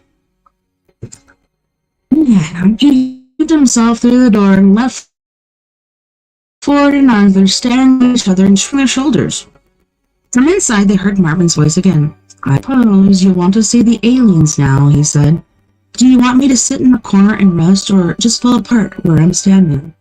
No, just show them in, would you, Marvin? Said another voice. Arthur looked at Ford and was astonished to see him laughing. Said Ford, come on in. He stepped through to the bridge. Arthur followed him in nervously and was astonished to man rolling back in his chair with his feet on a control console, picking the teeth in his right hand, head with his left hand. The right hand head seemed to be thoroughly preoccupied with this task, but the left hand one was grinning a broad, relaxed, nonchalant grin. The number of things that Arthur couldn't believe he was seeing was fairly large. His jaw flopped about at a loose end for a while. The man waved a lazy wave at Ford, and with an appalling inflection, nonchalant said, Ford, hi, how are you? Glad you could drop in. Ford was not going to be outcooled. That Ford, great to see ya. You're looking well. That charm suits you. Nice ship you've stolen. Arthur goggled at him. You mean you know this guy, he said, waving a wild finger at Zaphod. Know him? Exclaimed Ford. He paused and decided to do the introductions the other way round. Oh, Zaphod, this is a friend. Arthur Dent, he said. I sipped him. His planet blue. Oh, sure, said Zaphod. Bye, Arthur. Glad you could make it. Said hi and went back to having its teeth picked. Ford carried on. And Arthur, he said, this is my semi-cousin, Zaphod. We, said Arthur sharply. We're moving down the road in the fast lane, and you lazily sail past a few hard-driving cars, and are feeling pretty pleased with yourself, and then accidentally change down from fourth to first instead of third, thus making your engine leap out of the hood in a rather ugly mess. It tends to throw you off your stride in such the same way as your through for perfect loss. What? He said. I said, we've met. Zaphod gave an awkward start of surprise, jabbed them sharply. Hey, As we hey, foregrounded on Arthur with an angry flash in his eyes.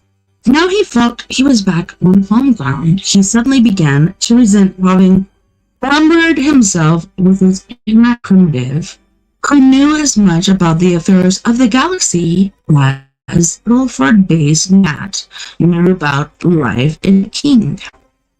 What do you mean, he demanded. This is Zaphod Beetlebrooks from Beetlejuice 5.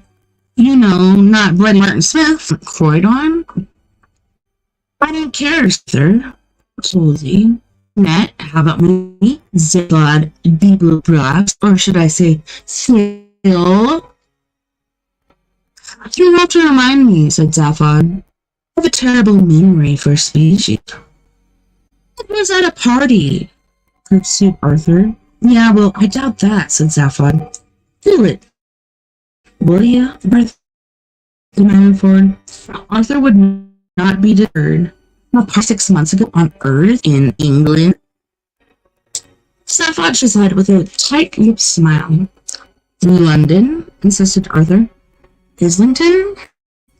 No, said Zaphod with a guilty start. That party. This wasn't fair on Ford at all. He looked backward and forward between Arthur and Zaphod. What? He said to Zaphod. You don't mean you say you've been on that miserable little planet at all, do you? No, of course not, said Zaphod breezily. Well, I may have just dropped in briefly, on my way somewhere, but it's there 15 years. Well, I didn't know that, did I? But what were you doing there? Looking about, He crashed a party, said Arthur, trembling with anger. Fancy dress party. I would have to be, wouldn't it, Ford? At this party, persisted Arthur, was a girl.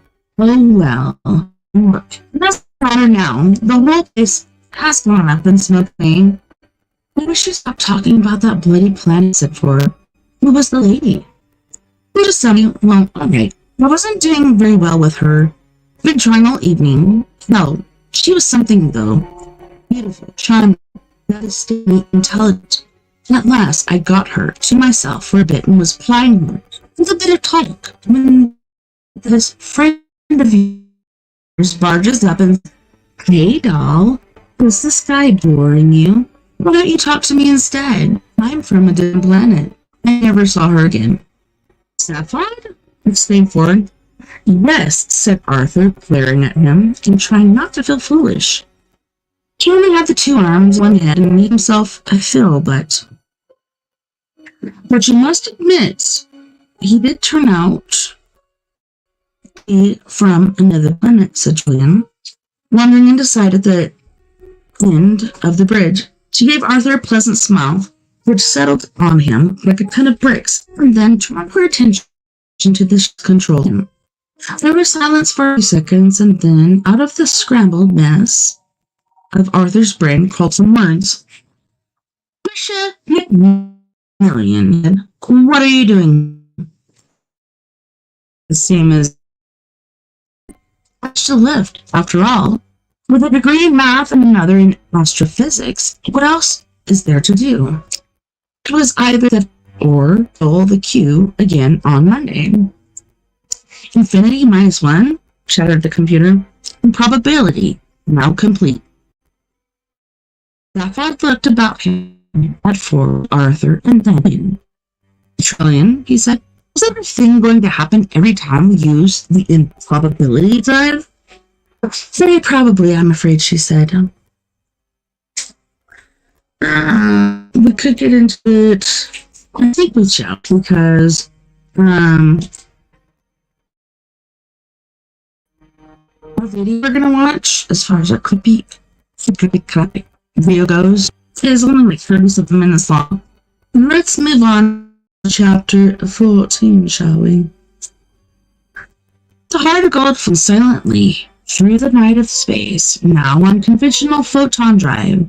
His crew 4 were ill at ease, knowing that they had been brought together not of their own volition or by simple coincidence, but by some curious her version of physics, as if relationships with people were susceptible to law govern the relationships between atoms and molecules. As ships artificially might close in, they were each grateful to retire to separate cabins and try to rationalize their thought. Fillion couldn't sleep. She sat on the couch and stared at a small cage which contained her last and only links with Earth. 2 white mice that she had insisted Zaphod let her bring. She had expected never to see the planet again. She was disturbed by her negative reaction to the news of the planet's destruction. It seemed remote and unreal, and she could find no thoughts to think about it. She watched the mice scurrying round the cage and running viciously in their little plastic treadwheels till they occupied her whole attention. Suddenly, she shook herself and went on to the bridge to watch over the tiny flashing lights and figures that charted the ship's progress through the void. She wished she knew what it was she was trying not to think about. Zaphod, taking sleep, also wished that he knew what it was that he couldn't let himself think about. For as long as he could remember, he'd suffered from a vague nagging feeling of being not all there.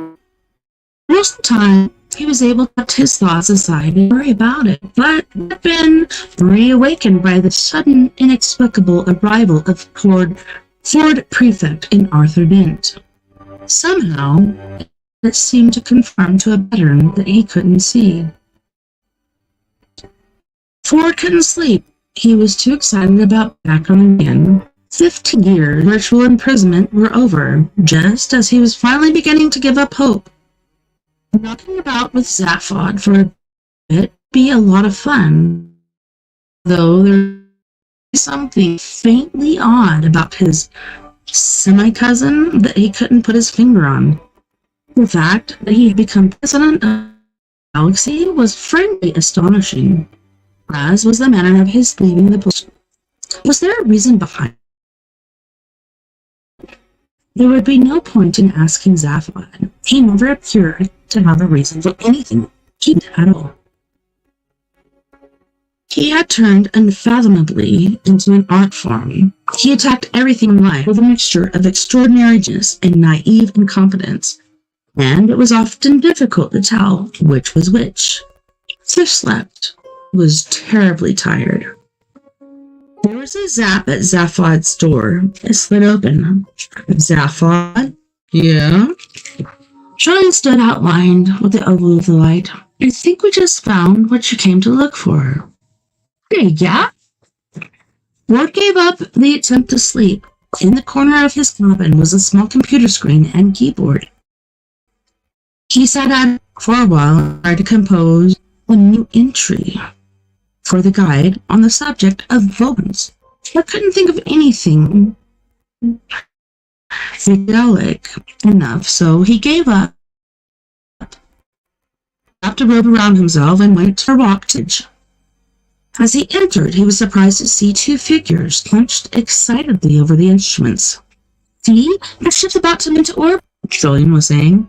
There's a planet out there. It's the exact coordinates you predict. Zaphod heard a noise and looked. Ford, he hissed. Hey, let me take this. Ford went and had a look at it. It was a series of figures flickering over a screen. You recognize those galactic coordinates? Said Zaphod. No. I'll give you a clue. Computer. Hi, gang. Enthused the computer. This is getting really sociable, isn't it? Shut up, said Zaphod, and show up the screens. On the bridge sank. Pinpoints of light played across the consoles and reflected in 4 pairs of eyes and stared up to the external monitors. There was absolutely nothing on them. Recognize that? Whispered Zaphod. Ford frowned. No, he said. What do you see? Nothing. Recognize it? What are you talking about? We're in the Boar's Head Nebula. One whole vast dark cloud. And I was meant to recognize that from a blank screen. Inside a dark nebula is the only place in the galaxy you'd see a dark screen. Very good. Zaphod laughed. He was clearly very excited about something, almost childishly. Hey, it's really trick. This is just far too much. What's so great about being stuck in a dust cloud, said Ford. What would you reckon to find here? Urged Zaphod. Nothing. No stars, no planets. No. Computer, shouted Zaphod. Rotate angle of vision through 180 degrees and don't talk about it. For a moment it seemed that nothing was happening. The brightness glowed at the edge of the huge screen. A red star the size of a small planet crept across it, followed quickly by another one. Binary system. Then a vast crescent sliced into the corner of the picture. A red glare shading away into deep black. The night side of the planet. I found it, cried Zaphoid, thumping the console. Found it. Ford stared at it in astonishment. What is it? He said. That, said Zaphod, is the most improbable event that ever existed. So on that note, boys and girls, let's go to our second music break. We have Miss Mean Savage with her band Antidote for Savages. And when I say her band, I'm telling you, it's for everything she does. The music, the lyrics, every freaking thing. Just kind of like a little tiny, cute little Trent Reznor. So she's going to be singing one of my favorites, Spare Me in Heaven, Not a Phase, Singing to Your Grave, and The Bottom Line. You guys don't go anywhere. We'll be right back after this break.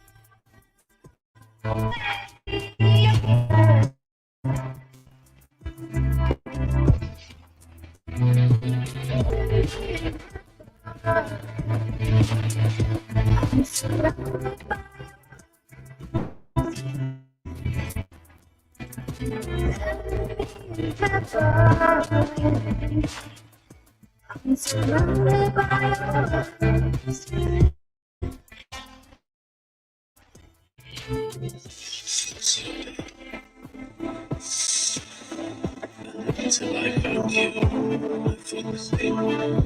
That was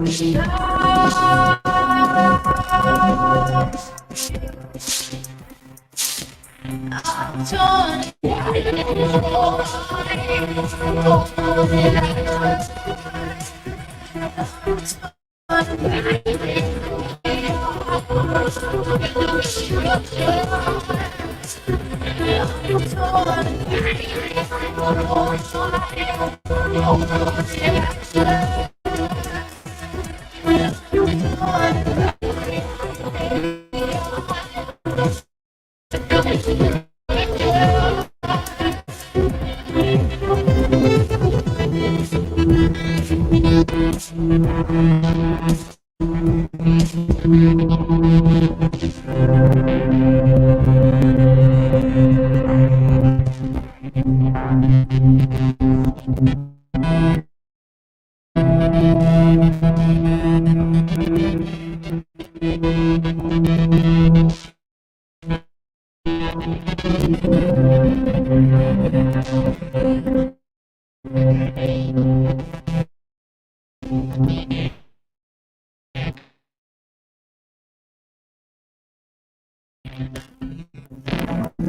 a choice right now.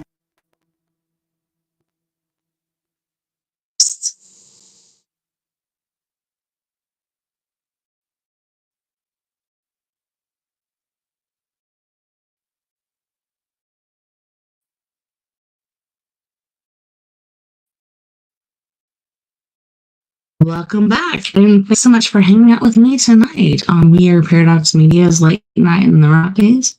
I got my Twitcher over here. I don't know if that's true, though. I don't know who that is. But anyways, we're going to carry on with a YouTube video that I saw.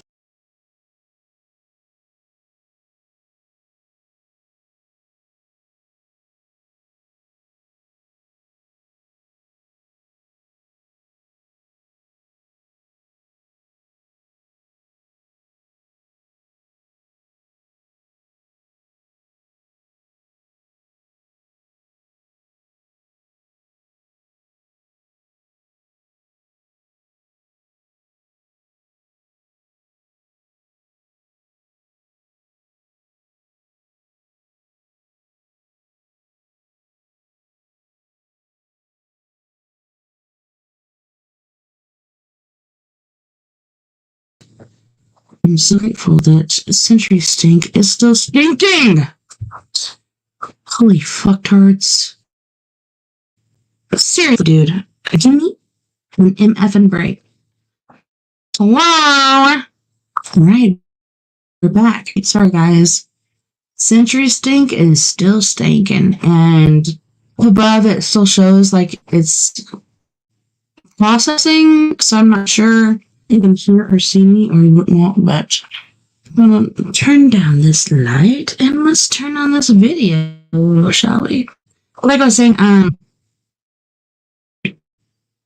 yeah, so I had to go through several videos because I had actually shared these, but I found one that I hadn't shared yet. Let's get down to it, shall we? This is from That Is Impossible. If you haven't seen this page, please go check it out. This guy does a super awesome job. Please subscribe to him. Also, if you haven't yet, subscribe to me. Alright then, let's give it a go. Let's give it a go, shall we? Let's make it bigger. Make it bigger. Oh yeah. So the Grand Canyon mystery goes deeper. Does this change everything? I don't know. Also, I was watching the news, and I have to tell you guys something really quick, which is very, very cool. So, this guy who was actually part of World War II, 100 years old, was married in Normandy. And I don't know if you guys have heard or not, but there's been shark attacks.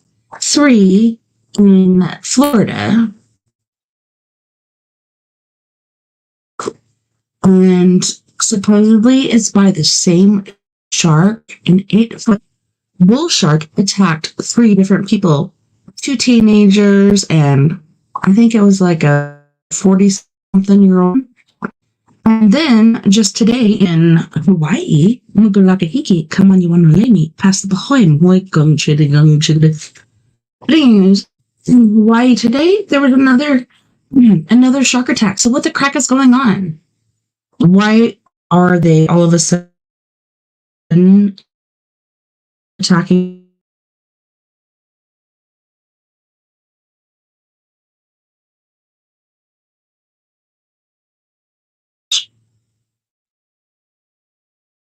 Let's give it a go, shall we? Let's go. This is freaking impossible. Is the channel, and it's freaking amazeballs.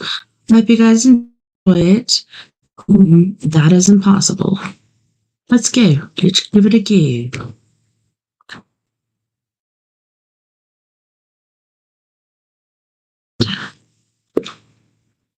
In just a few moments. Why is it like teal? What's that? Yo, what?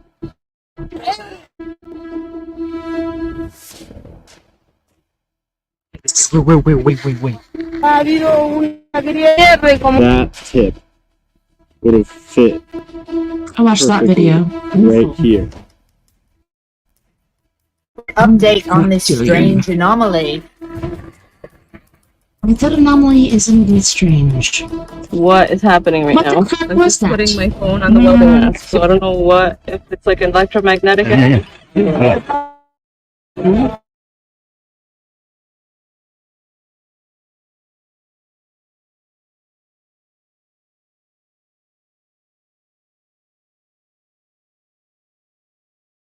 Explain glitches caught on camera, such as this bizarre underwater anomaly that showed up next to Antarctica. We're also going to be taking a look at a recent video that surfaced the internet that may shed some light Too. to Giant and the Grand Canyon mystery. Also, a creepy encounter with mermaids, cryptids, and paranormal phenomena that will make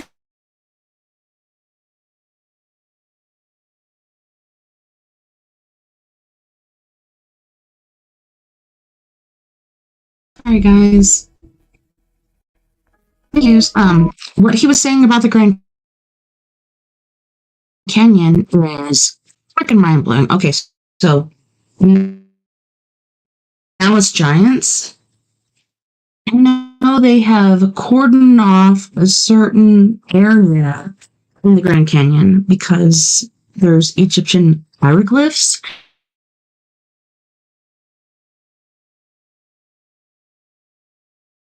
And there's walls that are stacked with tombs, as far as like sarcophagi. imagine the following situation. You're watching a total solar eclipse with your friends or family. It's a beautiful afternoon. When all of a sudden you point your camera towards the sun and you capture something completely unexplainable on camera. Ah. Okay, so is this the one in Mexico? You check your phone video to make sure you're not seeing things, and indeed, you seem This to is have weird. captured Does this something happen that even wasn't before supposed to be the there. eclipse? Sounds like something coming out of a sci-fi movie, doesn't it? But Yeah. this is exactly what happened with Ishi Arredondo in Texas while recording the eclipse that Ishi happened just recently Arredondo. on April 8th in the US. This is what he was saw. 2 months Check ago. this out. Bruh. Look, there's something sliding in the air. What's that? What? Yo, what the? Aliens! Aliens! Yo! What looks like some sort of shadow figure can be clearly seen crossing the sky during Definitely. the eclipse on April 8th. Yep. It doesn't look like an airplane, a helicopter, a drone, or anything like that. And we're exactly 2 months and 1 day after that. Completely baffled. So I do have to admit. So I bought, and my friend that way was like, "Hey, you traveling?" I'm like, "No, but you guys are selling them." So I figured I'd buy. So I think I bought like pairs of these glasses that use for solar clips. And then what was happening, I was going to work and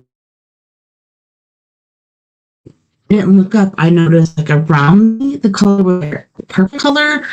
And then I've heard different things as far as if you do look up, something my daughters did. By So what he had just caught caught on camera. Ishi Arredondo posted the video I believe it was like 10 to 12, about 12 years ago. Very close. I didn't have glasses, so I'm pointing my phone at it, and there was a thing that went shing across the sky. UFOs, but they're there. They're everywhere. to TikTok and it amassed 30 million views. Some people believe it's just the shadow of an airplane being cast onto the clouds, while others believe it could be a demon or maybe even some sort like that. Now, it could be plain, but the problem is, I don't think so. it wasn't just seen from tech seen It's all a over the wind. US, and this is where he changed term. For you, but it's very pixelated for me. Thanks, Century Stink. Mira, Whatever this Miss 5 in Buffalo, New York. In this particular picture, we can see what shadow is. It was also captured on camera by Reddit user Affectionate Tie 4085 in Buffalo, New York. Wow, look at it. In this particular picture, we can see what looks like 4 different like the shadow of an airplane. It looks like something else entirely. Those are saucers. Strange, dude. isn't it? But it doesn't stop there. The same mysterious shadow was also seen in Mazatlan, Mexico the same day around the same time by Cesar L. Julians. This mira, yo lo estoy grabando. It was also captured on camera by 2 Maria 2019 in New Jersey. Yeah, 2019.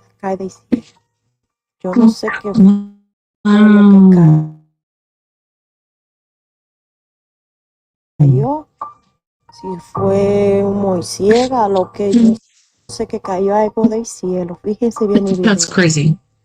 Wow, digo, como no sé, y se desapareció. Just like many of the other videos, the mysterious shadow disappears out of nowhere. Now, in another video recorded by Fine Apple Vegan, this time in Dallas, we can clearly see that whatever this act casting a shadow onto and amazing the at the same time. clouds, it seems like something else entirely. And even though we can't exactly make out descending from the sky.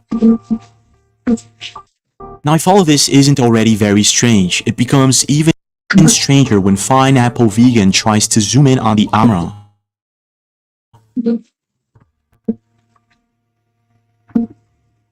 Did you see that? Quickly, it actually looks like the one that 2 Maria captured on camera, and also very similar to the one videos were posted to the internet. It caught a lot of attention, and many people had different opinions. Some believe that this is just a shadow of a comet, or maybe the shadow of an airplane or any object in No, it's not. Because comets are outside of sky. our hemisphere. while others state that this is possibly demons that were unleashed by some sort of portal that opened on the date of the eclipse. Yeah. What is happening right now? I'm just putting my phone. Okay, so I have to say, my sister's in prison in Arkansas, and because like, yeah, me and my girls, like, we're in welding class, so we're gonna use welding masks. They wouldn't allow that. They locked them down. Every prison, every school, everything was either shut down or locked down. So they weren't able to use those welding masks, but she's like, yeah, I looked at it, because I guess they were able to go outside or look through the window or something, but yeah. I don't have a welding mask, so I don't know what, if it's like electromagnetic energy coming at us right now, being Oh pulsed. my gosh, that hurts my eyeballs. That is so weird. Is the sun pulsing energy at us? Mm-hmm. So many weird things happened with the eclipse. So confused. Pulsing, Many others also stated that they felt something eerie and strange during the date of the eclipse. Now, I'm not exactly sure what this mysterious shadow is, but it doesn't look like a helicopter, an airplane, a comet, or anything like that. It actually looks as if some sort of shadow figure descending from the sky. But I could be wrong. So I want to know your thoughts. Do you think that maybe this is just the shadow of an airplane, a comet, or an object? Or is there something else going on here, maybe something far more sinister? What's your take? It's a freaking UFO, dude. UFO. Now, if you've been surfing the internet for the past few years, you've probably come across a very strange and bizarre theory about the Grand Canyon. A theory that suggests the existence of an alien-like race of giants that hide deep within the canyon. Okay, so like I was saying before, there is a cave that was discovered over 100 years ago, I believe. Not only Mr. Powell, but somebody else before him discovered this cave. And you go in, and it's this whole carved out place where people lived. And then there's a room where it goes up like 4 or 5 levels. And there's holes dug out, and there's sarcophagi put into the walls. I don't know if you know or not, but as far as pyramids go, people are like, oh, well, this is, the ruler had that built. And then he was buried there. Guess what? There has never been a sarcophagi found in a pyramid. It's been near or somewhere else. Sarcophagi have been found even in certain places, like tombs, as far as there's a tomb that has carvings and stuff, and then there's panels in the floor. And I guess somebody broke through a panel. I don't know if they fell through or what. But then there was, I think, 2 girls and a mother or something. 3 women. 2 were young, 1 was older, buried there. This is what that is depicting right now. It's caves. So there's that giant thread in the cave system. That blows my mind, though. Okay, so when I went on my cruise to Mexico, so many places I went, Mazatlan, and I can't remember what the other one was, but one that we were going to go to. Okay, so one was where Sammy Hagar has his place. And the other one was Mazatlan. The other one we couldn't go to because of gang wars and stuff. But right before I went on that cruise, I saw a video about giants. And there's a giant, like, picking his head out of a cave. And then you see giants on top of a freaking mountain. They're like, oh no, which is a basketball player. No, the frack it wasn't. That was a giant. I do believe giants exist. If you look into it, even the military lost a number of people due to a giant killed their ass. And then another team came in and found their bodies, and then this giant came out, and he was very huge, and he had ginger hair, and then he had philodactyly. He had like extra fingers, probably extra toes too, but let's go. And according to the Hopis that I know, they still exist there. And also the possibility of ancient pyramids that are concealed within the canyon's more restricted zones. These ruins here, I mean, this thing's at least 800 years old. So you got the end of this wall, and then there's another door right here. Now, first, this might all sound far-fetched. But the fact is, just recently, a couple of people were searching for a good spot to watch the eclipse from the Grand Canyon. And while doing so through Google Earth, they came across this very strange structure. A structure that made no sense at all. So they did what anyone would do. And they drove over there to make sure that what they were seeing was real. There's several humanoid drawings. Oh wow, I love that. Cut your flips. One right here. And what they came across might actually change everything we thought we knew about the Grand. So I watched this video, and this guy went out with his dog, and he was there looking at this, like, look at 90-degree angles. Look at this. Look at this. See how this one's falling away? The other ones are just pointing out to, the openness or whatever. This is not natural. This has to be man-made. Is this because they built their pyramids from this area and they just left these rocks behind? So at one point, Freaking amazing, That dude. would have fit Yeah, right here. perfectly. Right. Yeah, and look at On that. October That's not 14th, natural. 2023, a YouTube channel by the name of the POV channel drove over to Monument Valley in the Grand Canyon to watch the annular eclipse. Upon arriving in Monument Valley region, he set up camp, and the first thing he did was fly his drone around to check these strange rock formations that he had seen. It left him completely That is baffled. not Here's the natural. rocks I was looking at on Google Earth. There's his dog. It's freaking amazing, isn't it? It looks like one of these cubes is just missing. Yeah. It's gone. Where'd it go? It's There's not no that one. denying that is four It was lifted perfect up, 90-degree angles. taken somewhere. I'm telling you, 90-degree angles kinda makes is you not wonder. natural. Where did the middle block go? Hundreds, if not to thousands, of pyramid? perfectly square-shaped rocks could be seen And from look, his drone. even on the top, it's Whatever like it's laid happened here, out. it definitely does not look like something you will find in nature. It's It actually looks crazy, as if man. these cuts are either man-made or artificial in some way. Yeah. During the couple of days that the POV channel Why is spent it there bubbled recording up? these It's like megalithic bread. stone rocks, he made sure to measure and weight them just out of curiosity, So, yeah. and this is what happened.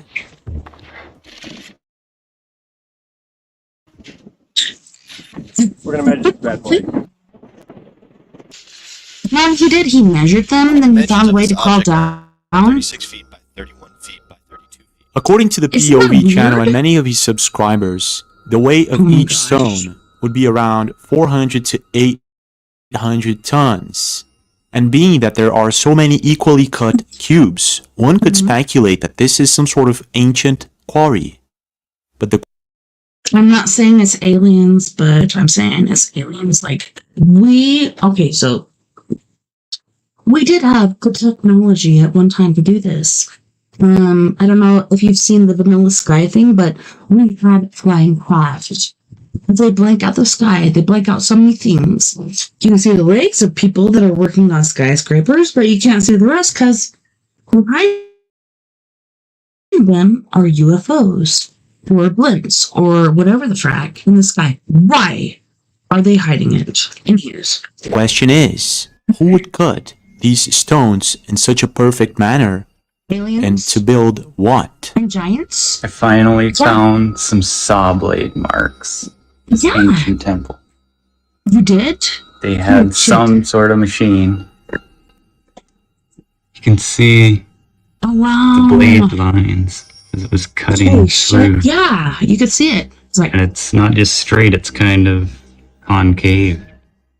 On many places on Earth, we find structures which could be related or to ETs, to a technology which we do not understand, or to giants.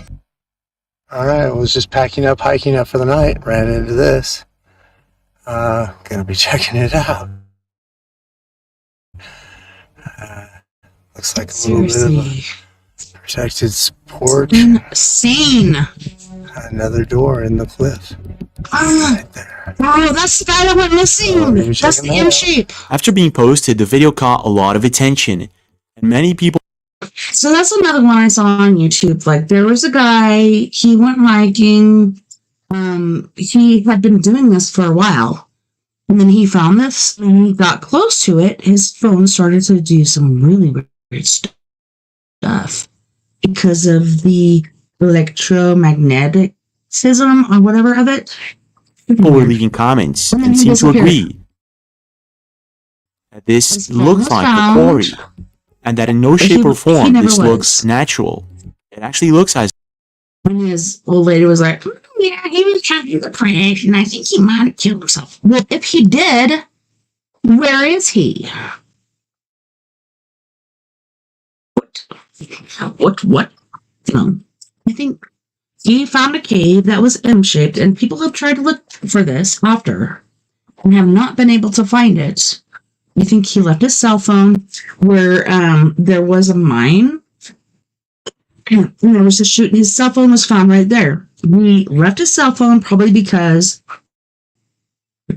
the magnetism or whatever that's going on down there by that cave caused issues with his cell phone. So he left his cell phone there. All of that mine. No, he didn't. He went down back to that cave. He went in. Something happened to him. As if this is artificially made. Freaking One weird, internet dude. user states, "Look at those lines in sandstone on a vertical plane.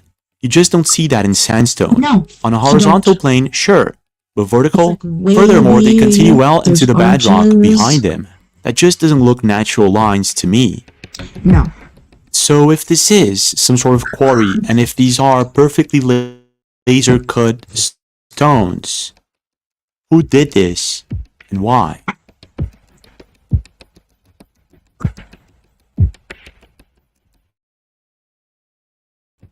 Hello. Hello, my little lizard friend. What crack? And could this help prove that an article published back in the 1900s by the Arizona Gazette, that nowadays is considered a hoax, may No, not have it's not. been a hoax at all? Okay, so they found this. They found these caves. They found, when they went in, carved out. There's different rooms, different places, different houses underground. And then there's one huge room where there are sarcophagi lining the walls. There's gold, there's other things. Like, this is the Egyptians coming over here. But then there's giants also, which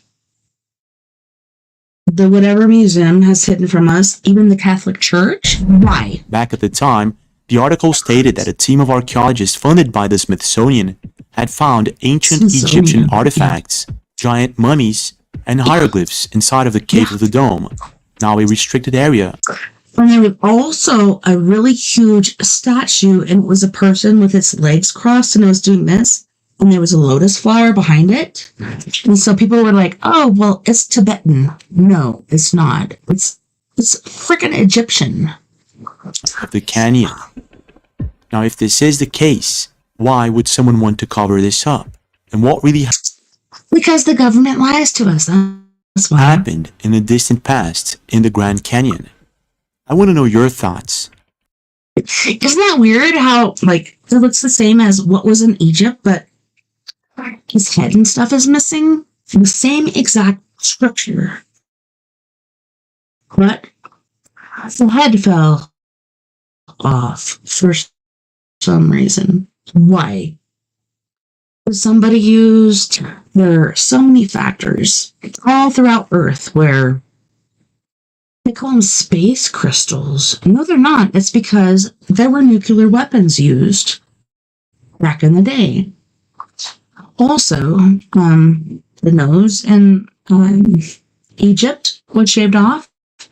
This one, the whole freaking front body was shaved off. Like, What do you really think is So going on freaking here? Is weird. this maybe just a coincidence? no, Or it's is not. it maybe something else Look entirely? at that. Could you say that's a coincidence? I don't think so. Now, I don't know Sorry, I about talked you, too but I'm much. a really big fan of hiking in the woods. For those who want to escape a little bit from this technological and urban life, it's a perfect outdoor activity. Just so you have an idea, around 120 million people go hiking every year. There are many places all over the world for one to go hiking or camping to see the stars or spend a really good time with friends or family. Yeah. And even though hiking or trekking are statistically safer than spending a night in the city, it sometimes doesn't go as planned, and things can get a bit creepy. I have to tell you a story. Okay, so Dylan Redwine went missing. He appeared in my house. He was like right in front of my closet. He was just sitting there like holding his knees up to his chest and just walking back and forth and looking at me. And I woke up with a start because I had this really weird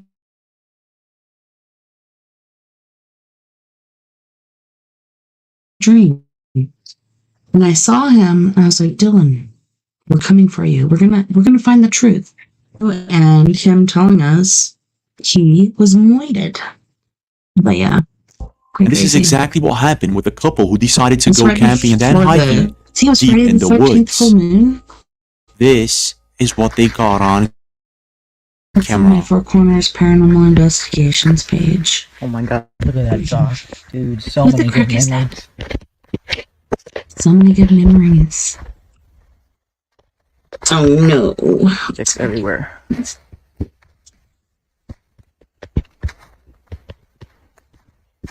It was so horrible.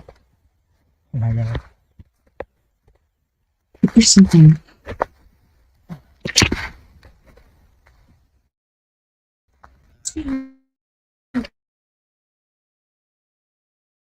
Move it forward. Are you okay? Wait.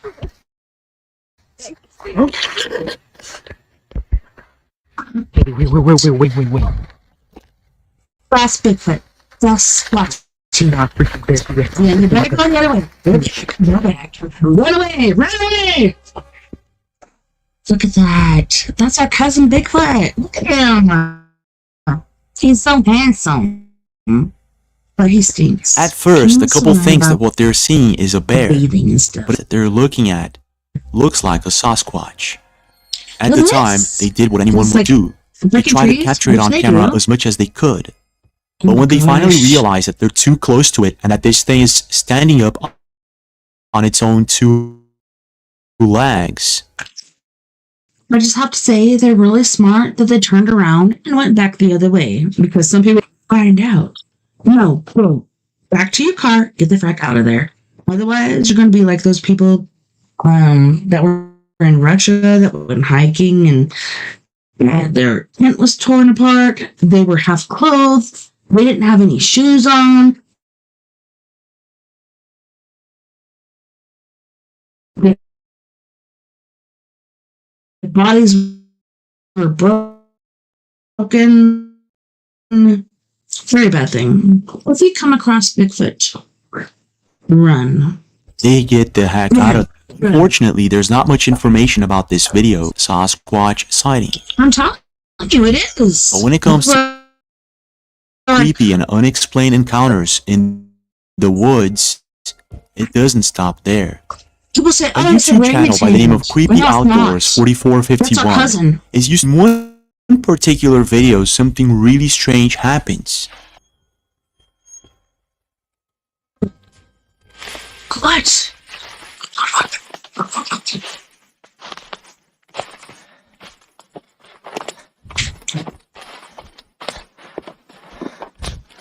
Come me out, dude. Wow. No life.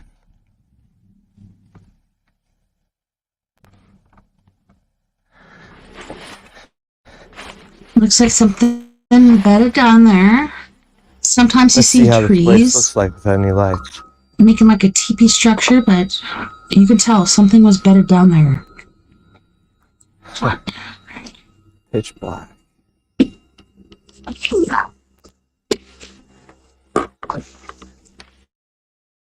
I should get back to camp soon. Hey, there's the tree fall place. At this That's point, where- YouTuber Creepy Outdoors had been walking The for trees are quite a while stacked. deep into the dark woods.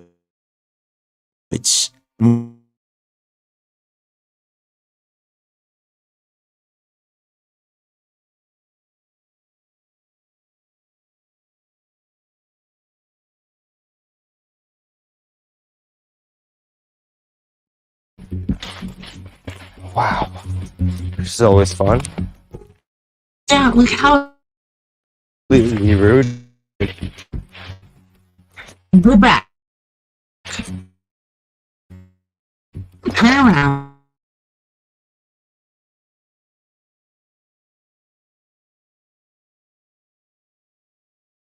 I'm not sure if you guys ever seen the Blair Witch Project, but damn, I did. it's just Let's giving me make vibes. Super cool. Wow. See That's how the trees are awesome. bent like that? That is not natural. That was done by a humanoid thing. This which will be a is lot easier to walk Bigfoot, through here. aka Watch.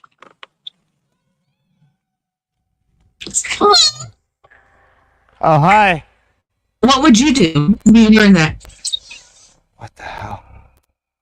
Run. Run. I need to get out of here. Yeah. Get the fuck out, dude. Quit. Go. Go back. Get to your car. Get the crack out of there. Okay. By now, even an experienced hiker would be completely creeped out, and this is exactly what happened with Creepy Super Outdoors crazy, 4451. Needless to say, he got back out of there as fast as possible and successfully returned to his campsite. If I were him, I would have not camped there at all that No, night. look at that. You went through how many arches?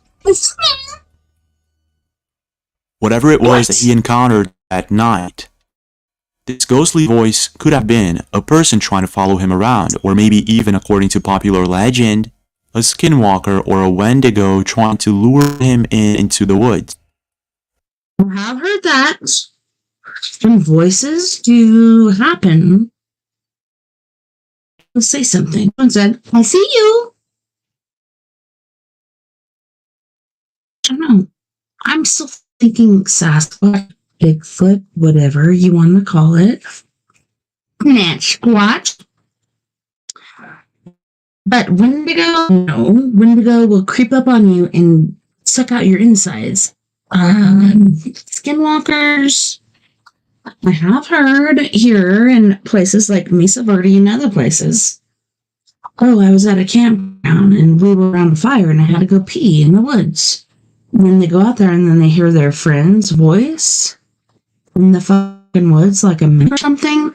So do mimics and Bigfoot work together? Do mimics and skinwalkers work together? Like, what the crap? I've seen skinwalkers. There was a truck, doors open, lights on, nothing there. 3 yards down, there's a one. Extra long arms. Wearing a strappy t-shirt, her front of her pants were popped open. And she went to turn and look. I didn't see it. Like, I looked back to my kids. I'm just like, are you guys seeing this? And my husband's like, man, that looked like a pregnant woman. Should we turn around?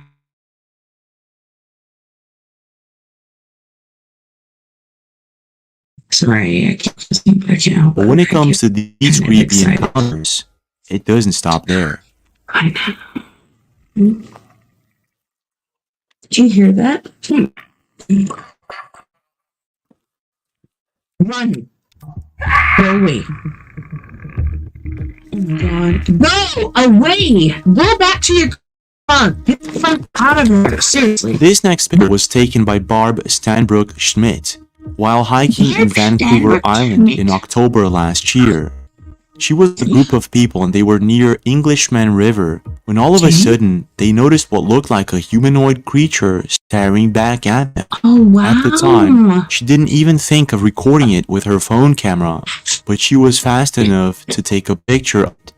This particular picture is going viral on Reddit and many other social medias as possibly a legit picture of what Bigfoot. Jay, what are you doing with this? Now, even though a picture could have been easily edited and photoshopped, it does give out vibes to it. But when it comes to creepy videos caught in the woods, I guess that one of the most unexplained that I've seen was captured by Alejandro Soto Vives in Sumidero Canyon in Mexico. Now, Sumidero Canyon is a very beautiful place located in southern Mexico, and there are quite a few myths and tales about this particular place. Alejandro and his friends had just reached the top of Sumidero Canyon, and this was when all of a sudden they spotted what looked like some sort of humanoid creature swimming on the river below. And this is what they caught on camera.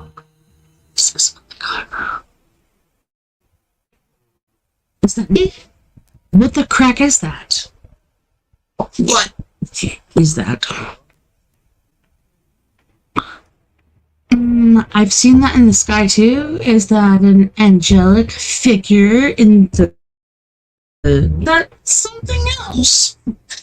Would it be a boat with some jets behind it? What is it?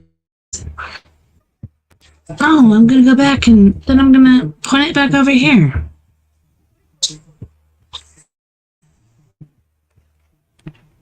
That's amaze balls. Amaze balls! I'm telling you, what the fuck is that? Did you see that?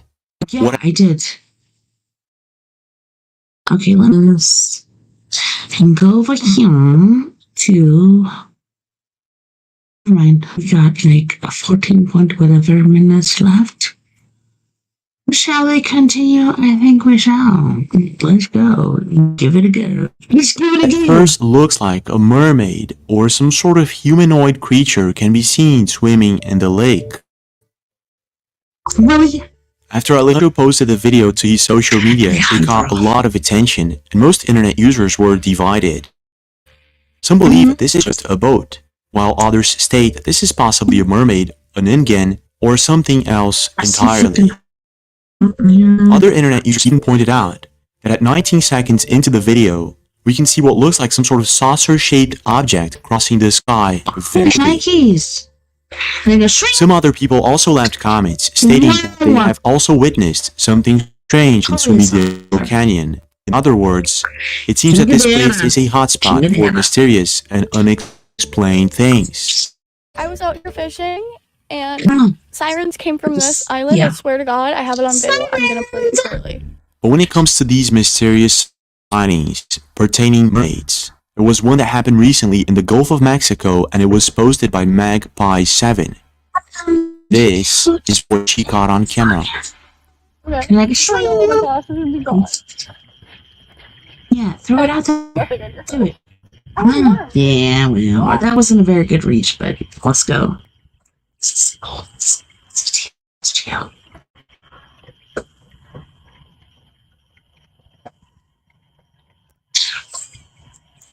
What the fuck is that?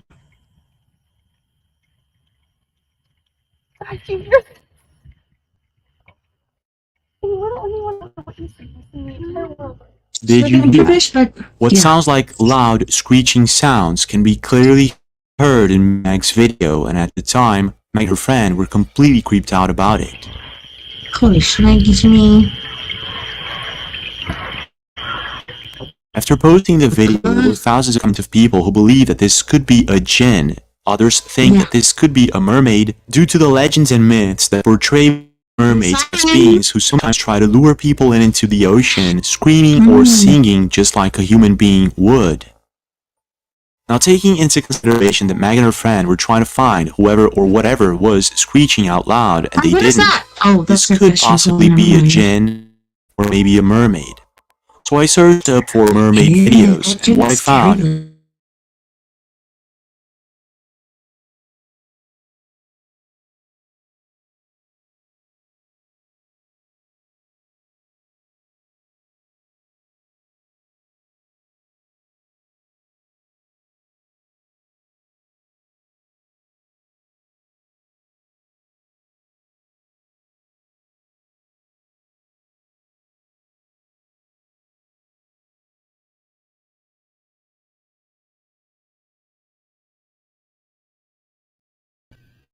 Can you hear me?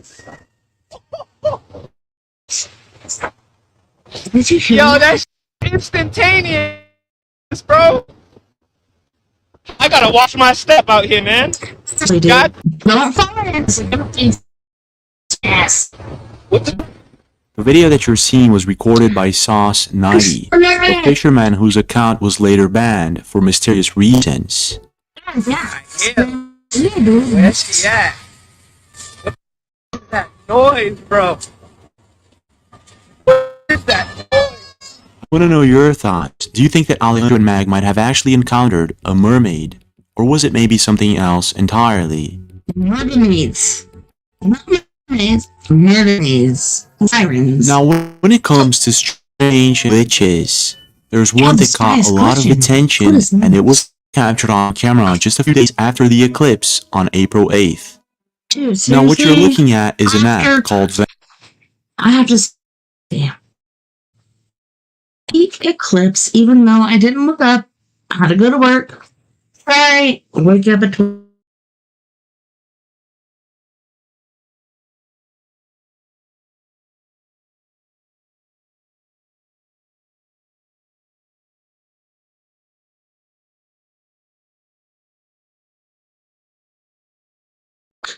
Well, look at this shit. Vent to sky. What? It tracks the weather conditions, wind speed, wave, and many other factors. And another thing about this, okay, so the island that's coming from, this place was blocked from maps for quite a while. Why? Why? What is going on there? I don't know. And everything seemed good up until 2 days after the eclipse, when a huge anomaly the size of a country showed up just next to South Africa coming out of Antarctica. When the video was first posted to Twitter and many other social medias, speculations ranged from tectonic movement or something else entirely. No, what is that?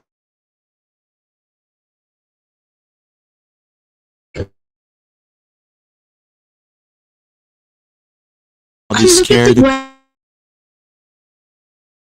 out of Antarctica towards South Africa, casting 80-foot tall waves. People were freaking out about it. But if this were true, there would be thousands of videos of this phenomena arriving. So this, as it appears to be, would cause a super crazy tsunami. It's just this really weird thing that came out of the ocean and it keeps reappearing. What the fuck is it? And why?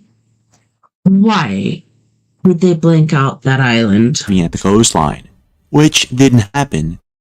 Some sort of glitch, right? Dude, no. Well, maybe not.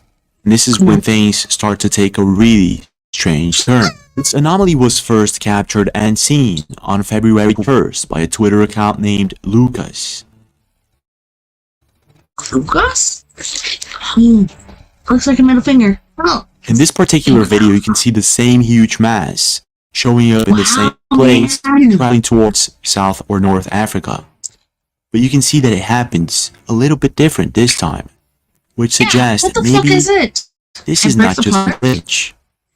This is when things take an even stranger turn. And during the second time this anomaly showed up vent to sky, there were several strange and unexplained phenomena that were caught on camera in different parts of the world.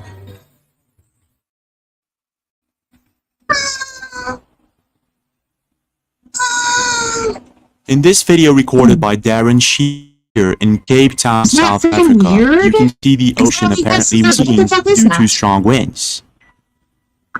Oh yeah, it's just the next really day, on strong April winds. 8th, several people in Spain detectors at the sky, most likely due to some sort of superstition related to the eclipse. And this is what happens.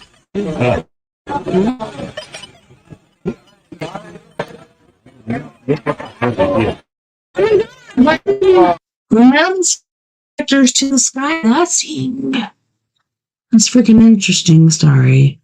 Century stink really sucks. But 16 minutes. Detectors to the sky. Something had to have happened for them to be doing this. Seriously. But something, for some reason, is causing this glitch.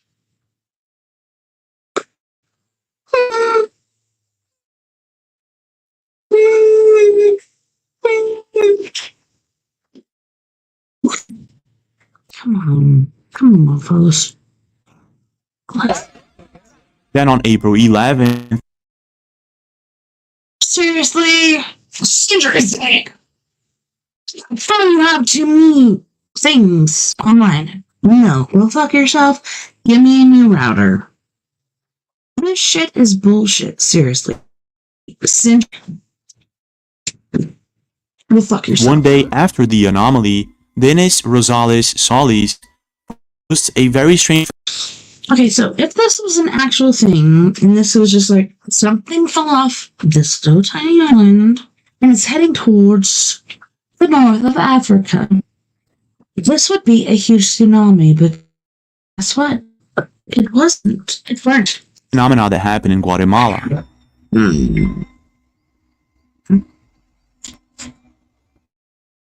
Holy fuck. A few days later in China, a very strange and anomalous cloud shows up, and a lot of people associate it being the same one as the anomaly that supposedly came out of Antarctica. You see the face on that? Oh, shit.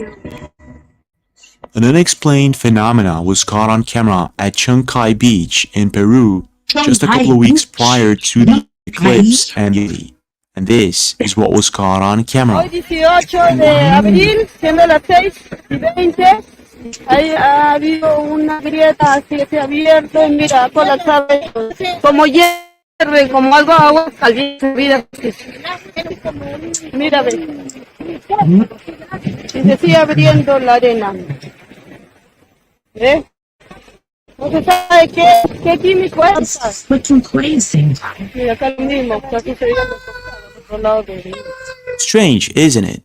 But it all points out that maybe this is all just a coincidence, but many people on the internet believe that it's not. Hey, Clem, quick update on this anomaly that was seen by the satellite imagery of Ventus Sky. They claim that it's a glitch. The situation happened earlier on February 25th as well, which would make one wonder why the glitch wasn't fixed. Here's a neat and peculiar thing. If you zoom in on Google Earth, you see a lot of islands, very common, little names on them, but there's one. Okay, guys, so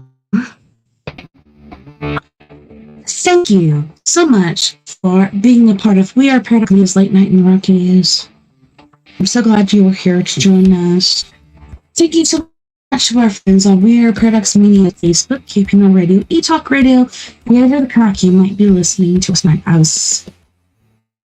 am so grateful to be here. And I can't wait to do it again next weekend when, correct? We don't know. I'm not quite sure. Take care of my views, take care of each other, because guess what? We all in this together, we can make the world a bit better, and together, my friends, we are Paradox Media. And without you, there's no us.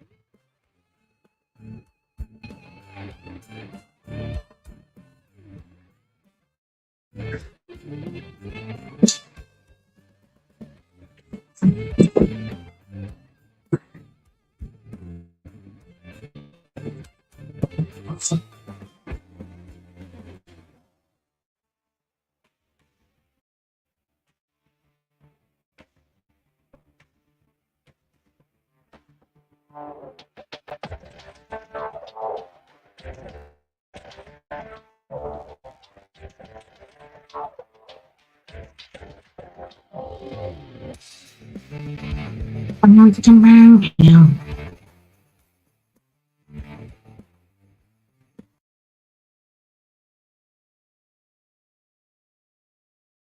Unused. Let's continue. An island that does not have a name, and it is right where that strange anomaly passed by. So I want to know your thoughts. What do you think is going on here? Is this maybe just a coincidence, a glitch in Ventus Sky system, or is it something else entirely? I'm saying that doesn't make sense. Now, even though ghosts or paranormal phenomena haven't been officially proven by experts or scientists, it's something that is considered as a real phenomena in several different cultures. Nowadays, most of Western civilization does not believe in ghosts or paranormal phenomena at all. This is most likely because it's something that rarely occurs, and when it does, there's usually an explanation for it. But sometimes there isn't. Cat!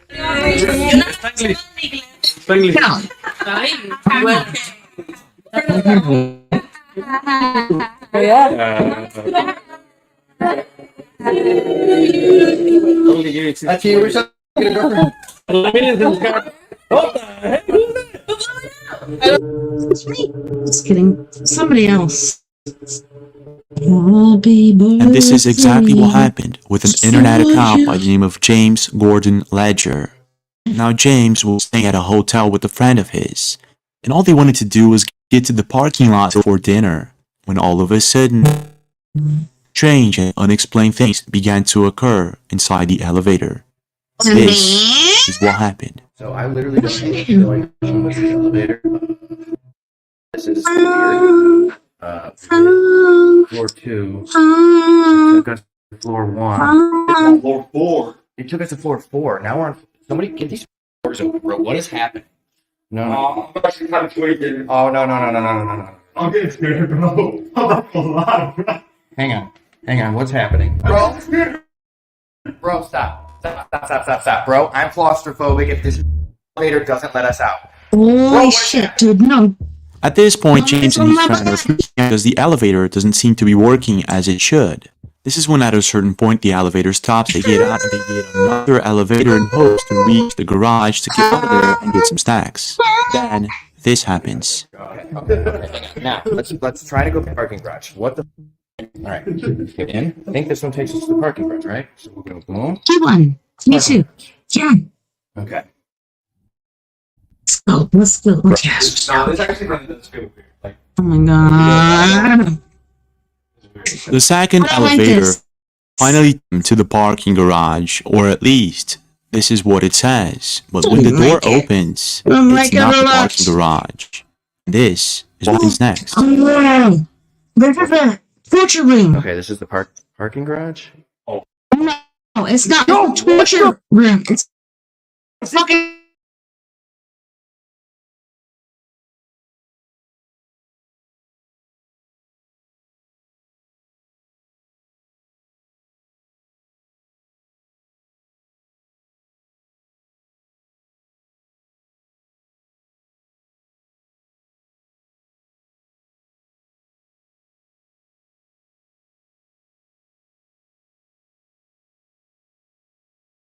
The parking lot, James and his friend leave the elevator at the 4th floor. Now, even though this could be just a glitch on the elevator or some sort of malfunction, it could also be that the hotel is somewhat haunted, being that there are so many supposed haunted hotels. Y entonces, ¿Se me le movió? No, si yo estoy ahí parado y todo eso, y estoy recordando and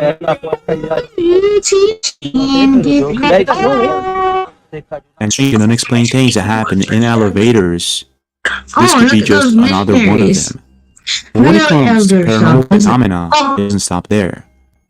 Every year, hundreds if not thousands of people recount having strange dreams of shadow entities in their rooms. To this day, it is strongly debated if these shadow entities are just of our bad dreams, or if they are somewhat real. They are. In this next video, a man wakes up at night and starts hearing strange noises in one of his rooms. He goes about to check it out, and this captures on camera. No! Please no, look at no.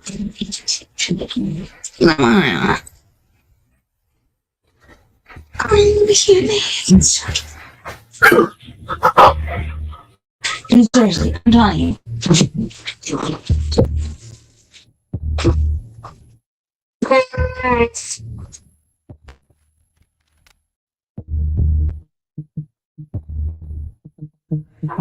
Did you see that? If we slow-mo and rewind the video, we can clearly see what looks like some sort of shadow entity in the room. And it appears as if using some sort of hot man, dude. Okay, so maybe I met this guy. He was seen right outside of here of my studio by my son. The very same night he dissipated and went to my daughter's house in Ignacio, aka Ignacio.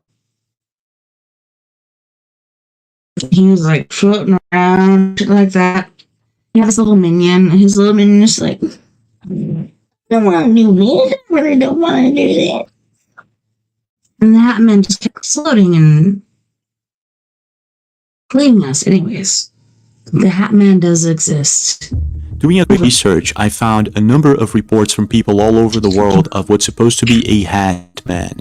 In certain cultures and beliefs, it's not a good sign to see the Hat Man in person. No. So in this case, it was very unlucky to have caught it on camera.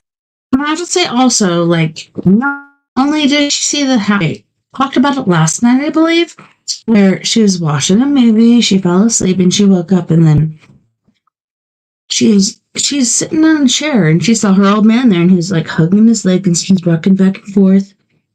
He's very dirty and dingy, and he's got holes in his underoos and stuff like that, and she realized, that's my old man.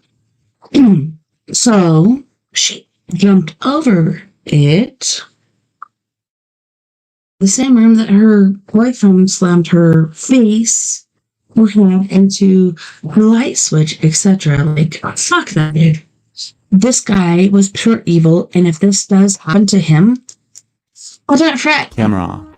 But when it comes to paranormal phenomena, it doesn't stop there. I'm telling you. What the fuck was that? There's an internet profile by the name of Whitney. Now, in her profile, she's used to uploading daily vlog type videos at her farm of her taking care of the horses, the barn, and that kind of thing. Up until the moment where strange and unexplained things began to occur. Wait for it, my soul nearly left my body. What? What is happening now? Nope. Scared but curious to know exactly what was going on in her silo, I'm trying to she see. goes inside to check it out, and this is what happens. Oh, hell no.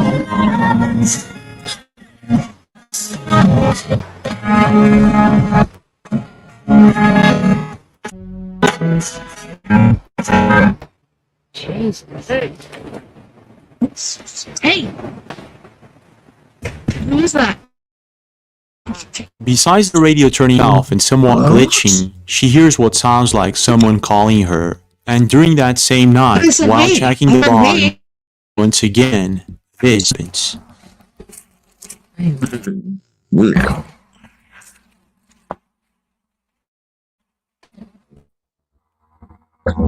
Oh shit. Really? No.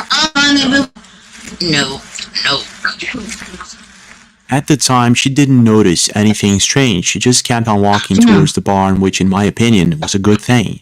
But after double checking the video, it seems as if she captured some sort of entity lurking in the dark. Now, I'm not exactly sure if this one is the real deal, but I want to know your thoughts. What do you really think is going on here? Encounter yourself with any paranormal phenomena? I think it's charitable. Now, this is it for now, but we do have more videos. Don't forget to check them out. And don't forget to leave a like and subscribe to the channel with notifications on for more videos like this. Nice. So, I don't know, what do you guys think? Like, that was super freaking trippy. Tell you what. No, for real. What the crap has happened? So now I gotta go back to my emails and delete that one, but